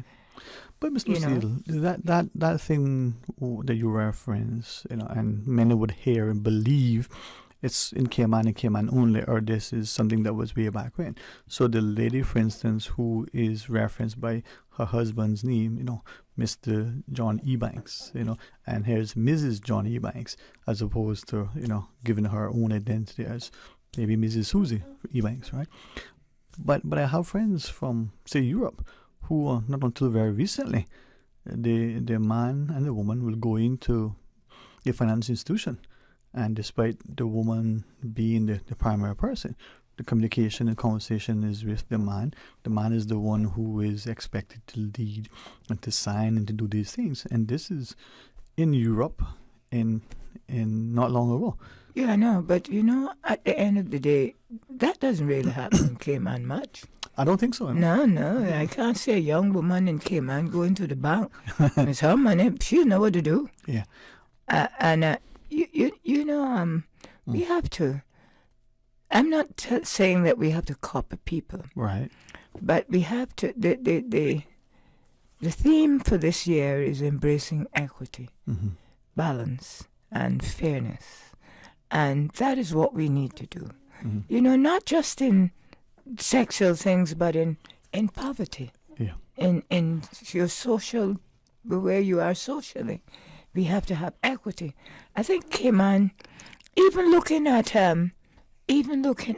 people, and when we had the laws where we had the marriage between a man and a woman, it wasn't a law, but it's the I forget what they call it now, that came into effect. I mean. The civil partnerships? The civil partnership. Yes, it is amazing how young people think. If you get to talk with them, those things don't matter to them so much anymore. Yeah. And unlike it mattered to us as older people, and young people also, things like discrimination, racism, they look at things differently now. Hopefully more. Yeah. But that's the same way we got to look at. I'll only talk about the whole question of the economics of it. Okay. Of women, where we are with women being paid equally. I think that is where, not only being paid equally, but when we're teaching them or when we're apportioning scholarships, are we leaning them towards the STEM section, or are we leaning them towards a more clerical administrative section? Right. Ms. Lucy, with great respect, let's take the news break. Okay. If you're listening, call a friend and say, Miss Lucy is on, so pay attention. Join us after the news. Busy. Feel like there's not just enough hours in the day. Savannah Pharmacy, service to make your life easier. Now you can WhatsApp your prescription order to 929-5045. And pickup is just around the corner with everything your family needs and convenient opening hours including Sundays and holidays. WhatsApp your prescription order to 929-5045. Savannah Pharmacy, wholesome values with modern conveniences.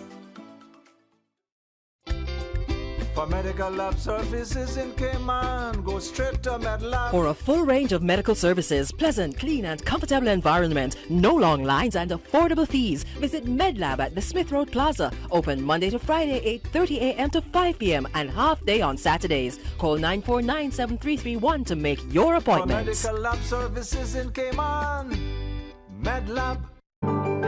The offices of dermatologist Dr. Wayne Porter will be taking appointments from March 6th through 11th at his Crew Road Clinic. Appointment slots are limited. Whether you're seeking advanced skincare, Botox, filler, cosmetic skin enhancements, or simply looking to reduce wrinkles, Dr. Porter offers a full-service dermatology and dermatological surgery practice. For more information, email dr.porterkiman@gmail.com or call 946-9020 to book your appointments today. That is 946-9020. We need to talk. Okay. We've noticed you've been going to KFC a lot more than usual lately. And that's fine. We know you love it. We just don't understand how you can afford it. The KFC What a Deal menu, starting at just $3.50, gives you lots of great choices and value. Available at KFC Baytown Plaza, Shudden Road, and in the Strand. The KFC What a Deal value menu, the deal everyone should know about. Come to KFC and enjoy a variety of tasty choices at surprising prices. KFC, it's finger-licking good. Follow Radio K-Man on Twitter. Radio K-Man on Twitter. All the latest information, breaking news, community events, and more. Follow us at twitter.com/Radio K-Man. Today's biggest news. Radio K-Man, your voice, your choice. Local, regional, international. This is headlines from Radio K-Man's newsroom. Today's biggest news. With your latest headlines, I'm Felicia Rankin-Solins. The Cayman Islands Postal Service announces that all post offices across the Cayman Islands will be closed to the public on Tuesday, March 14th to facilitate staff training. All post offices in all districts of Grand Cayman, Cayman Brac, and Little Cayman will reopen for business at their regular hours on Wednesday, March 15th. The airport post office opens at 8 a.m., the General and 7 Mile Beach post offices open at 8:15 a.m., and all other post offices open at 8:30 a.m. In international news, the Duke and Duchess of Sussex's daughter has been christened at the couple's California home. Princess Lilibet Diana, who was born to Prince Harry and Meghan in June 2021, was christened on Friday. The announcement is the first time she has been publicly called a princess and confirms that Harry and Meghan will use the royal titles for their children. Adidas is still mulling the fate of the $1 billion worth of shoes from Kanye West's Yeezy line that have piled up after the sportswear giant ended its partnership with the rapper last year. But fans, undeterred by the anti-Semitic comments from Mr. West that prompted the break, may yet be able to buy the goods. Adidas boss Bjorn Gulden said the firm is considering selling the footwear and donating the profits to charity. He said he had ruled out other options, such as burning them. Giving them away for free is also complicated, Mr. Golden said, noting that the resale value of the shoes has surged. These are your headlines. I'm Felicia Rankin-Solins. Today's biggest news. Radio K-Man, your voice, your choice. Local, regional, international. This is headlines from Radio K-Man's newsroom. Today's biggest news.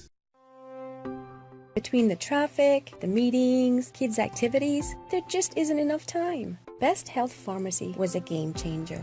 Not only are they centrally located on Eastern Avenue, but they deliver prescriptions for free anywhere in Georgetown and West Bay. I could not believe it. When my prescription ran out, they ran it back to me. Best Health Pharmacy, located at Crown Square Plaza on Eastern Avenue, across from Edie's Decor, offering free prescription delivery anywhere in Georgetown and West Bay. Call 949-1301 or WhatsApp your prescription to 924-5358. Best Health Pharmacy. Your health, your convenience is their priority. Talk today. But I do have some questions. Talk today. Cayman Islands' foremost listeners' participation program. Talk today. Because there are more questions than answers. What the public is saying. Waiting to take your calls right now. Sterling Dwayne Ebanks.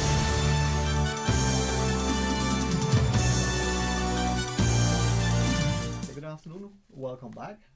Thank you so much for joining us as we continue our discussion with Miss Lucille Seymour. And as we go to the phones, Miss Lucille, for those who wish to call, 949-8837, 949-6990, or toll free at 1-800-534-8255. Hey, good afternoon and welcome. Thanks for calling. Good afternoon, Mr. Dwayne Ebanks. How are you? Good afternoon, sir. Can you hear me okay? Yes, sir. I'm honored that you would take a minute to call with us. How are you today, sir? And good afternoon to Miss Lucille. Good afternoon, sir. Steve. The reason why I'm calling this today because you were on this afternoon is because I forgot a very important matter this morning. Uh-huh. That is the we were talking about women and their achievements and their progress and so forth. And for me, Miss Lucille, and for your listeners, the people listening to you, the woman of the era for me is Miss Meldine Dilbert. When you look at what Meldine, where she came from, and the women that she raised, nearly every one of them became very successful professional people. And I remember when I was a kid growing up, Meldine walking on the streets, just like how you see the chickens, the hen with the chickens coming behind her. That was how her children was behind her, trying to make it any way she could to feed her children and to survive. And to me, I do not see many other women in Cayman.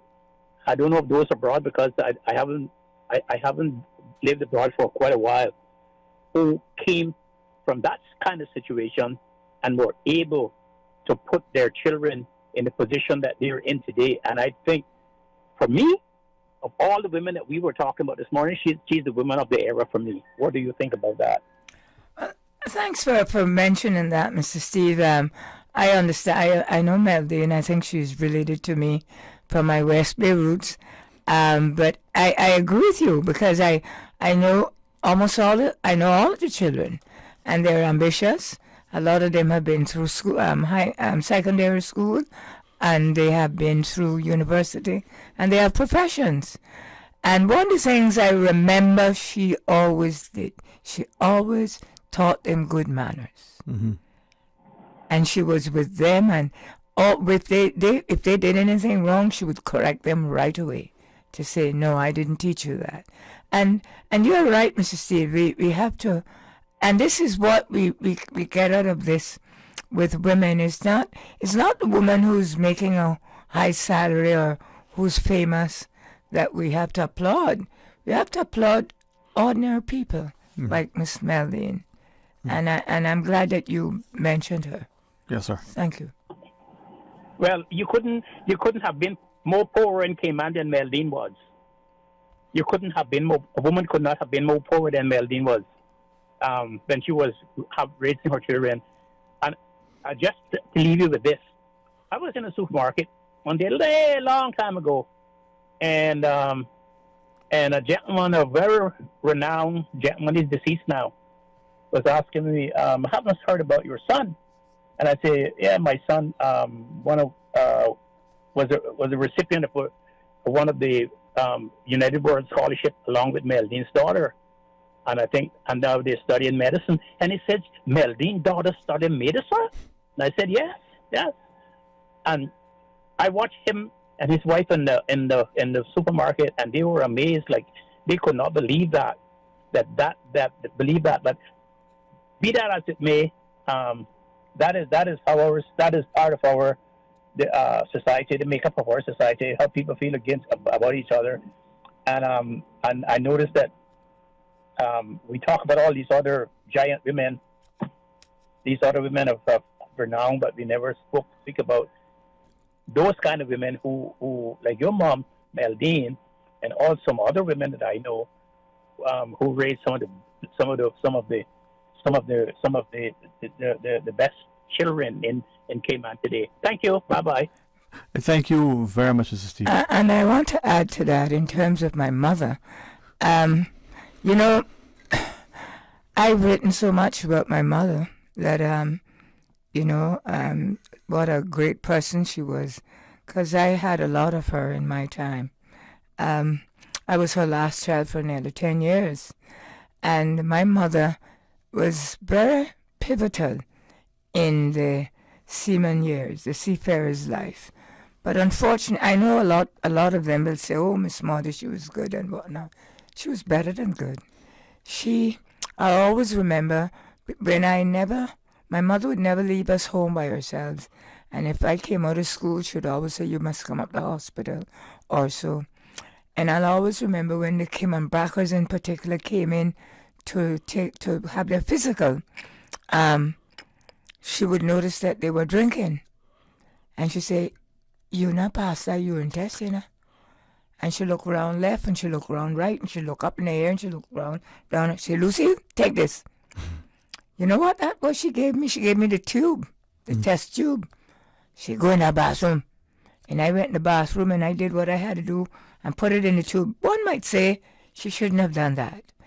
But she tested it, and she went out and said, Doxy, good.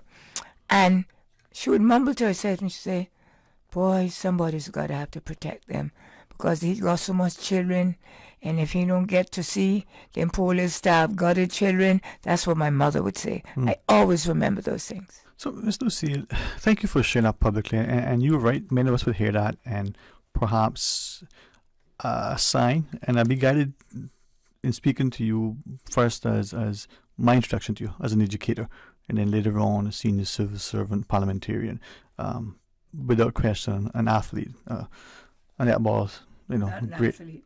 No, well, I say that in a sense in terms of netball and manager of a sport. Yeah, but okay, thank you again, and that's where the educator comes in, right? And apply today's terminology and today's sort of perspective to things that were, just to exaggerate a bit, a century ago in someone's minds, right? Without appreciating, and I reflect on, as you said that, on maybe something that is similarly started transpiring in the mid-'80s and may continue today, where either through legislation, perhaps one of the greatest dangers and disservices to our young men, the misuse of drugs law with the urine test. Oh, give me a urine test. No, you refuse, off to prison you go. To other behaviors where we don't see the useful indiscretion. We don't see the fallacy and errors of our ways and the impact, the negative consequence of that foolishness. Not to devalue or dismiss, errant behavior necessarily. That could cause that person to be unable to move beyond that circumstance, and now generations later are paying the consequence. Yes, and it's unfortunate that it had happened. Mm-hmm. But I'll always remember Mr. Gilbert McLean Mm-hmm. when he was an MLA, and I was in education at the time. He would call me down. Those days, they would invite you down as a witness, and they would talk about the boy child, and ask me what are some of the issues. And I would tell them, and I keep telling them, how we raise our boys' children different from how we raise our girl children, and what society expects, especially from poor boys. I remember my brothers going to scout and playing in a camp, and they want to murder them. It's a good thing they had my mother to protect them, and they wanted to get Mr. Bernard and Mr. Carter to put them in jail because they threw sand on one of their children. And these are issues that we have created for ourselves because you're poor and you can't help yourself. The society, the system itself goes against you. But that is where you must get involved in politics. This is an endorsement. Well, thank you. This is not just I'm just using this, but people. Yes, so that you can fight for your children. Yes. I know my mother had to fight for her. One time they called one of my brothers a thief, and my mother would say, "Yeah, show me what he stole," and she went with a machete. I mean, it might not look good. She said, "If you can't tell me what he stole, this machete will deal with you today." Yeah. But if and they had to quickly say, "Oh, we heard it was him." Yeah. But these were children from higher echelons of the society. And this is the problem we still have. But it's in our school system. That's why we divide public system from private system, and we tell people the best schools are the private schools. That's not true. But yeah. We have good private schools, yes, but we also have good public system, and we divide ourselves. Right. Well, house divided can't stand. Ms. Lucy, we do have a call, Mom. If you be so gracious. I know that headset sometimes don't feel as comfortable as it is. We're speaking to Miss Lucille Seymour. Welcome, good afternoon, thanks for calling. Well, for those who wish to return, take this opportunity for a final quick break, and when we come back, we'll continue the discussion. Stay tuned for Talk Today. Ro Variety, centrally located in Tropical Plaza on Smith Road, carrying a wide range of household items, bathroom accessories, towels, clocks, handbags, clothes, shoes, jewelry, and more, and more, and more. You can buy from the big box retailers or support local. The better deals come from shopping local. Ro Variety Store, Tropical Plaza, Smith Road. Telephone 924-9553. A caring and community spirit, cherished family and cultural values. These are some of the things that still embodies the Caymanian way of life in the Eastern Districts today. Savannah Pharmacy, your neighborhood pharmacy, located in Countryside Shopping Village, is delighted to offer products and services of real value. Whether it's catering to your family's medical needs or carrying apparel, gifts, and beauty products, Savannah Pharmacy provides you with more than just prescriptions. Remember, they're always just around the corner with everything your family needs and convenient opening hours, including Sundays and holidays. Savannah Pharmacy. For more information, call 946-3336. For medical lab services in Cayman, go straight to MedLab. Blood test, x-ray, and mammogram, all of that is MedLab. Affordable fees and friendly service, a full professional team. MedLab is always comfortable, MedLab is always clean. For medical lab services in Cayman, MedLab. From boat days to beach gatherings, leave the catering to Subway. Choose from small and large sandwich platters, double meat wrap platters, and top it off with optional cookie platters for dessert. Or ask about our Subway box to go with the option of 6-inch or foot-long sandwich, 1 cookie, and 1 bag of chips. For all occasions and celebrations, let Subway focus on the food so you can focus on the fun. Visit subway.ky for catering options. Subway. Eat fresh. I've got some beautiful clothes. I know just where they go. Puritan Cleaners. Puritan Cleaners, now using the most popular and eco-friendly cleaning solvents. 2 convenient locations to serve you: Savannah Countryside and Eastern Avenue, Georgetown. Drive-through, rain or shine, free pickup and delivery services available. Call Puritan Cleaners 949-7104. Also ask about our in-house discounts. Puritan Cleaners, you feel good when you look good. Puritan Cleaners, 949-7104. That's 949-7104. Mommy, why can't dogs talk? Why do I have to go to school and you don't? Why do you sing in the morning when you're bad at it? Why don't you brush your teeth when you take me to school? Why doesn't it ever snow here? Why does Daddy take the bus to work? Why are trees so tall? Why don't you tell me where babies come from? Mommy, Mommy, Mommy! We're like a kid that doesn't ask a million questions before noon. CG Britke. Good like that. Talk today. But I do have some questions. Talk today. Cayman Islands' foremost listeners participation program. Talk today. Because there are more questions than answers. What the public is saying. Waiting to take your calls right now. Sterling Dwayne Ebanks.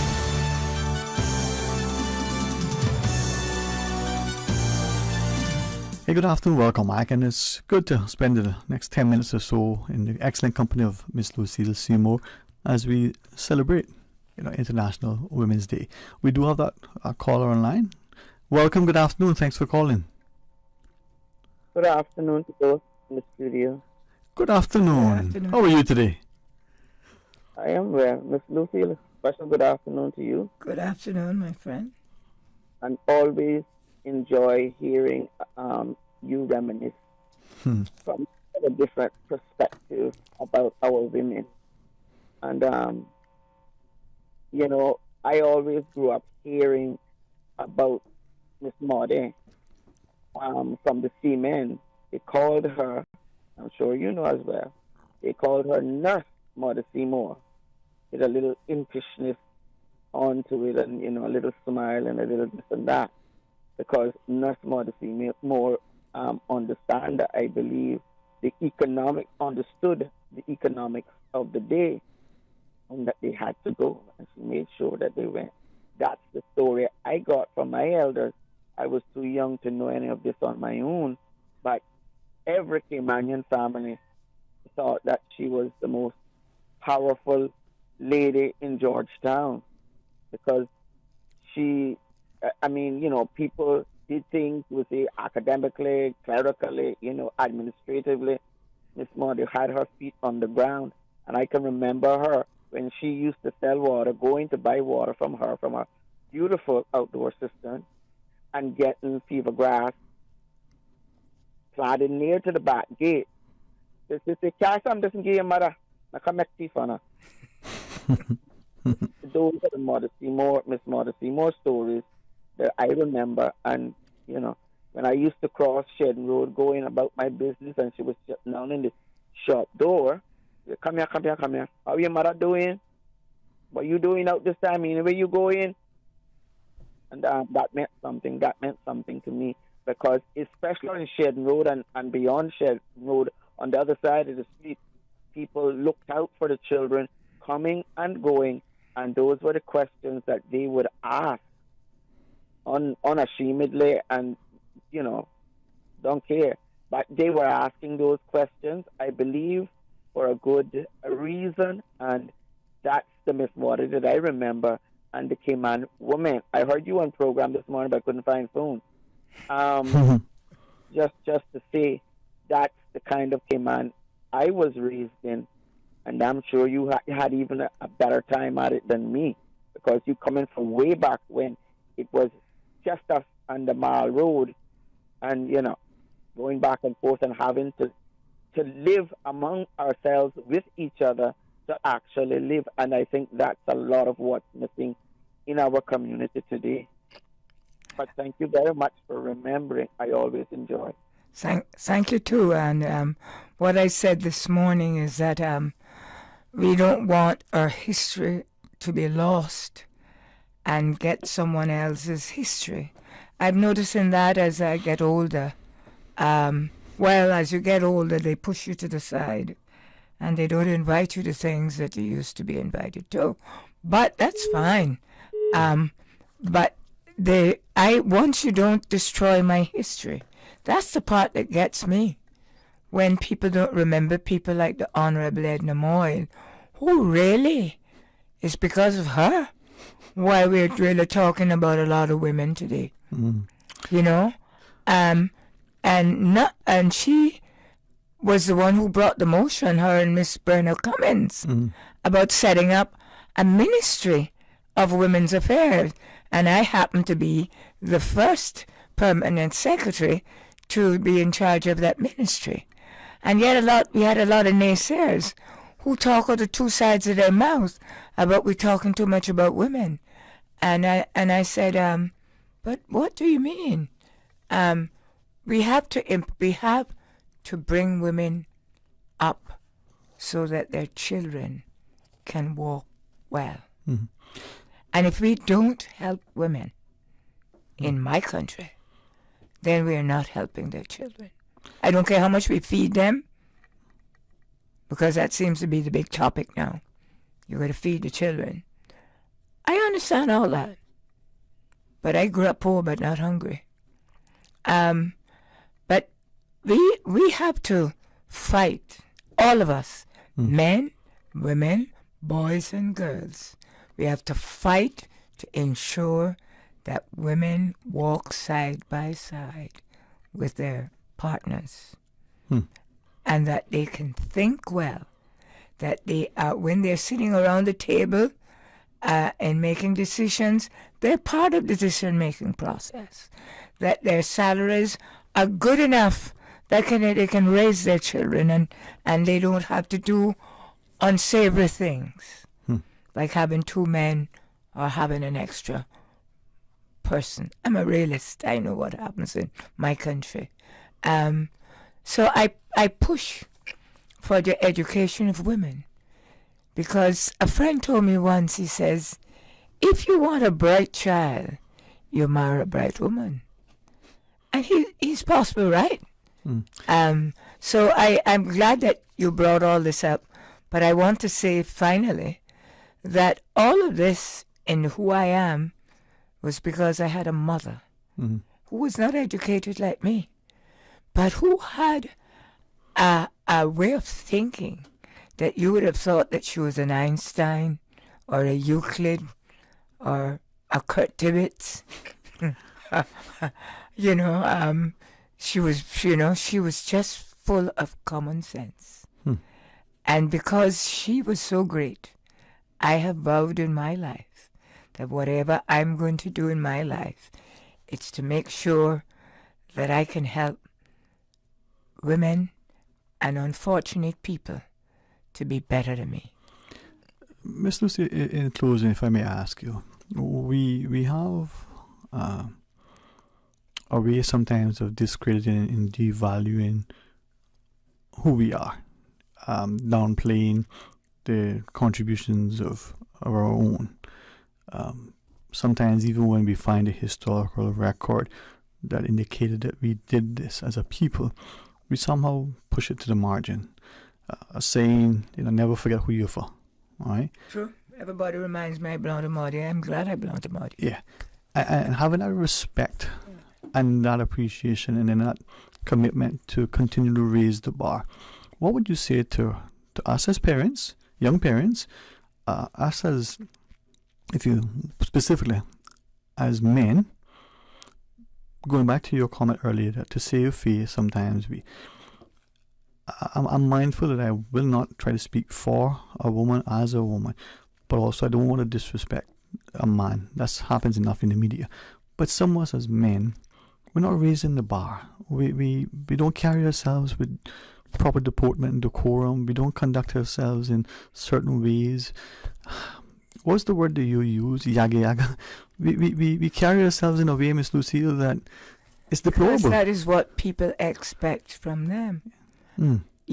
I raised a boy, and he has two beautiful children. He's a fantastic young man. And that's right. Yeah. And I tell him, I'm a very serious lady. But he knows the things that I like. Yes, I like to fish. Yeah. And I like sports. And I like enjoying myself. Yeah. But he has to be the role model for his children. Okay. Not Michael Jordan, nor some 100 women or somebody else. He must be that role model. That woman must be the person that they emulate, not some star. Or although I like Rihanna, I know the ladies that sing and so. I like Dionne Warwick myself. But exactly. But you must talk about your mother. That is the person who opened the doors, gave me the opportunity to open the doors. My mother was not a literate woman. But let me tell you something. She could find in a book that they sent her for. How she did it, only God knows. But she had a understanding for but education. I want to answer your point by ma'am. saying your role models must be the people who teach you first. And the people who teach you first is your mother and your father and your siblings around you. But have we abdicated that by... Well, that's what we have, and we have to like them. Listen to me. Don't think that I get along well with all my family, but I'll tell you why I love them to death. That's right. Yeah. I know their faults. I know what about Christine. I know about Coolidge. I know all these things, but I still love them. And they love you the same way. Yeah, exactly. That's right. Yeah. My mother had 11 of us. Yeah. 4 boys and 7 girls. Wow. And we know some are gone to heaven or wherever else. Yes, but I want to leave here the impression that as I think it was one of the presidents, Lincoln, who said, all that I am and all that I hope to be, I got it from my mother. So, and that's the way I am too. I mean, there are a lot of things that my father taught me, but my mother had more influence on me. She was the one who said I would be the teacher, not me. Yeah. She was the one who got up and came right here on this compound here and said, I want that money that you give them rich people for my Lucille to go to college. And they laughed at her. And they said, you don't even know that word. She said, no, I've never seen it. I don't know how it's spelled. But you see them Jamaicans that where I work, them doctors and nurses, they went there. And that's where I want my Lucille to go. And that stayed with me, my friend. Miss Lucille, you know, I the more I listen, the more I learn that if in our households as parents, we're not the greatest champions and advocates for our children, we don't encourage them to excel and to see in them that which their youthful years don't allow them yet to appreciate. Again, if you would allow me in closing to be guided by your counsel, I'll question whether we as parents are more interested in being our children's friend as opposed to their counsel, right, and confidant. We're more interested in the fad and the fashion as opposed to that thing which would cause our children, and I'm speaking to Caymanians specifically, to rise above their circumstance. Maybe we measure too much the material wealth as opposed to the poverty of spirit, right? We weren't poor in that nation as a people because we had a community. I wonder if we look not just 10 years but 50 years from now and wonder what our society would look like, and with our parents and their parents, you know, what is it we say? Would be turning in their graves because our inaction and inaptitude. It's International Women's Day, but perhaps the men in our society would draw alongside, you know, the women in our lives, have that respect, but willing to raise the bar and be, you know, be men of stature. But I want to say something. I hope I'm forgiven after I've said it. I spent a long time in education teaching children, and I rarely saw black men bring their children to school except Jamaicans. And one day I was driving, and I saw a black man, and I have to use these expressions. That's one. Was a fair child like you, running with an umbrella over his head, take him to school. So I stopped and picked him up. And I said, I bet you if that child was black, you wouldn't carry to school. He said, Miss Seymour, why did you say that to me? I said, I'm telling you. So let me tell you something, sir. Do you have any black children? No, I'm saying this here because I want you to understand some of the things that make the difference in my country. Some of the things. I'm a realist, you know. I'm not a toy you bought from Bella Hess. I'm a real woman. And I said to him, do you have any dark children like me? He said, yes, ma'am. I said, well, the next time I see you, I want to see you with them too. Running to school, holding them in your arms. And I give you that as an example. You can work it out. No. You can work it out. You can work it out. But I'm going to say here to men with their girls, they may not be the best ball player or a footballer or a cricketer, but they can learn digital work. They can become great IT people. They can learn skills that they learn in other parts of the world and make them famous. Right. So pay attention to them. They don't have to all go and work for somebody. The best people in the world is who work for themselves. Yeah. And we have a lot of Caymanians who do that. And my brother was one of them. Unfortunately, you know, he liked a lot of women. And I have to say that made him detract from what he was doing. And unfortunately, a wonderful person, a bright man, but he was creative and entrepreneurship. And that is what we want from our children. I want to say today that I may have said things here that people may not think mattered. But when I say something, you got to think about what I say, because I'm giving you a lesson in something. Cayman is one of the best countries on earth, but we have allowed other things to come to make us think that is more important than developing ourselves. Developing our skills, education, family, and loving the women and making sure that the women get a good salary. Because if a woman is paid well, the family survives. Thank you, sir. Mr. Lucille, thank you, Mom, for taking time to spend with us today. Thank you for being with Mr. Art this morning as well. And maybe many in our society will be able to look and appreciate, as you shared, the importance that as we raise our children or girl children, if you allow me to say that they could be physicians to philosophers, economists to entrepreneurs.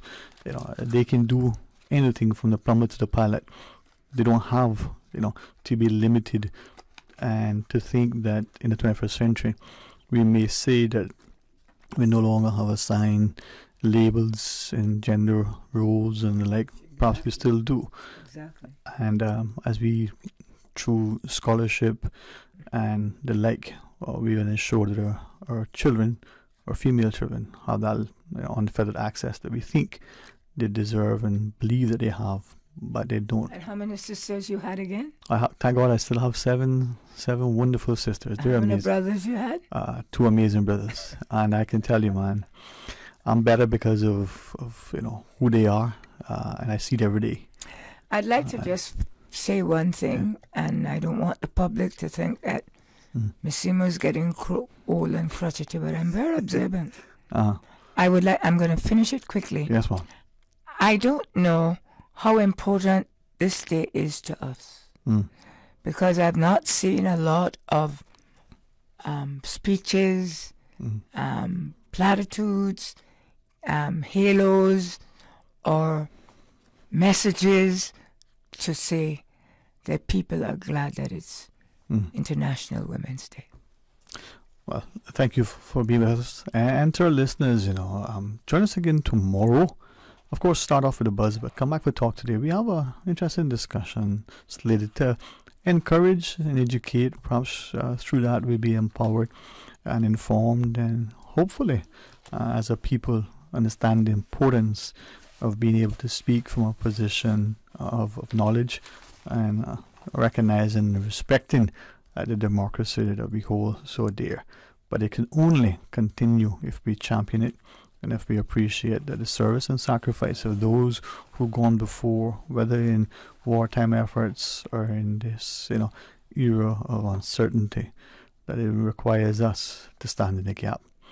Happy International Women's Day, and as we celebrate the women in our lives, from our mothers and sisters, our wives and our daughters, that we draw alongside and ensure that they appreciate the fact that we appreciate them, and that they recognize that they are valued for who they are and they can achieve great things, and it is only us limiting them that sometimes limits society's benefit.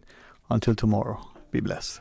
Talk Today is brought to you by Subway, open 24 hours in Countryside, Anderson Square in Georgetown, and Centennial Towers in West Bay. And by the Ministry of District Administration, Tourism and Transport. Explore your history, explore your land, explore your sister islands. MedLab in Smith Road Plaza, your complete medical laboratory solution. Call 949-7331. And Savannah Pharmacy in Countryside Shopping Village, convenient opening hours in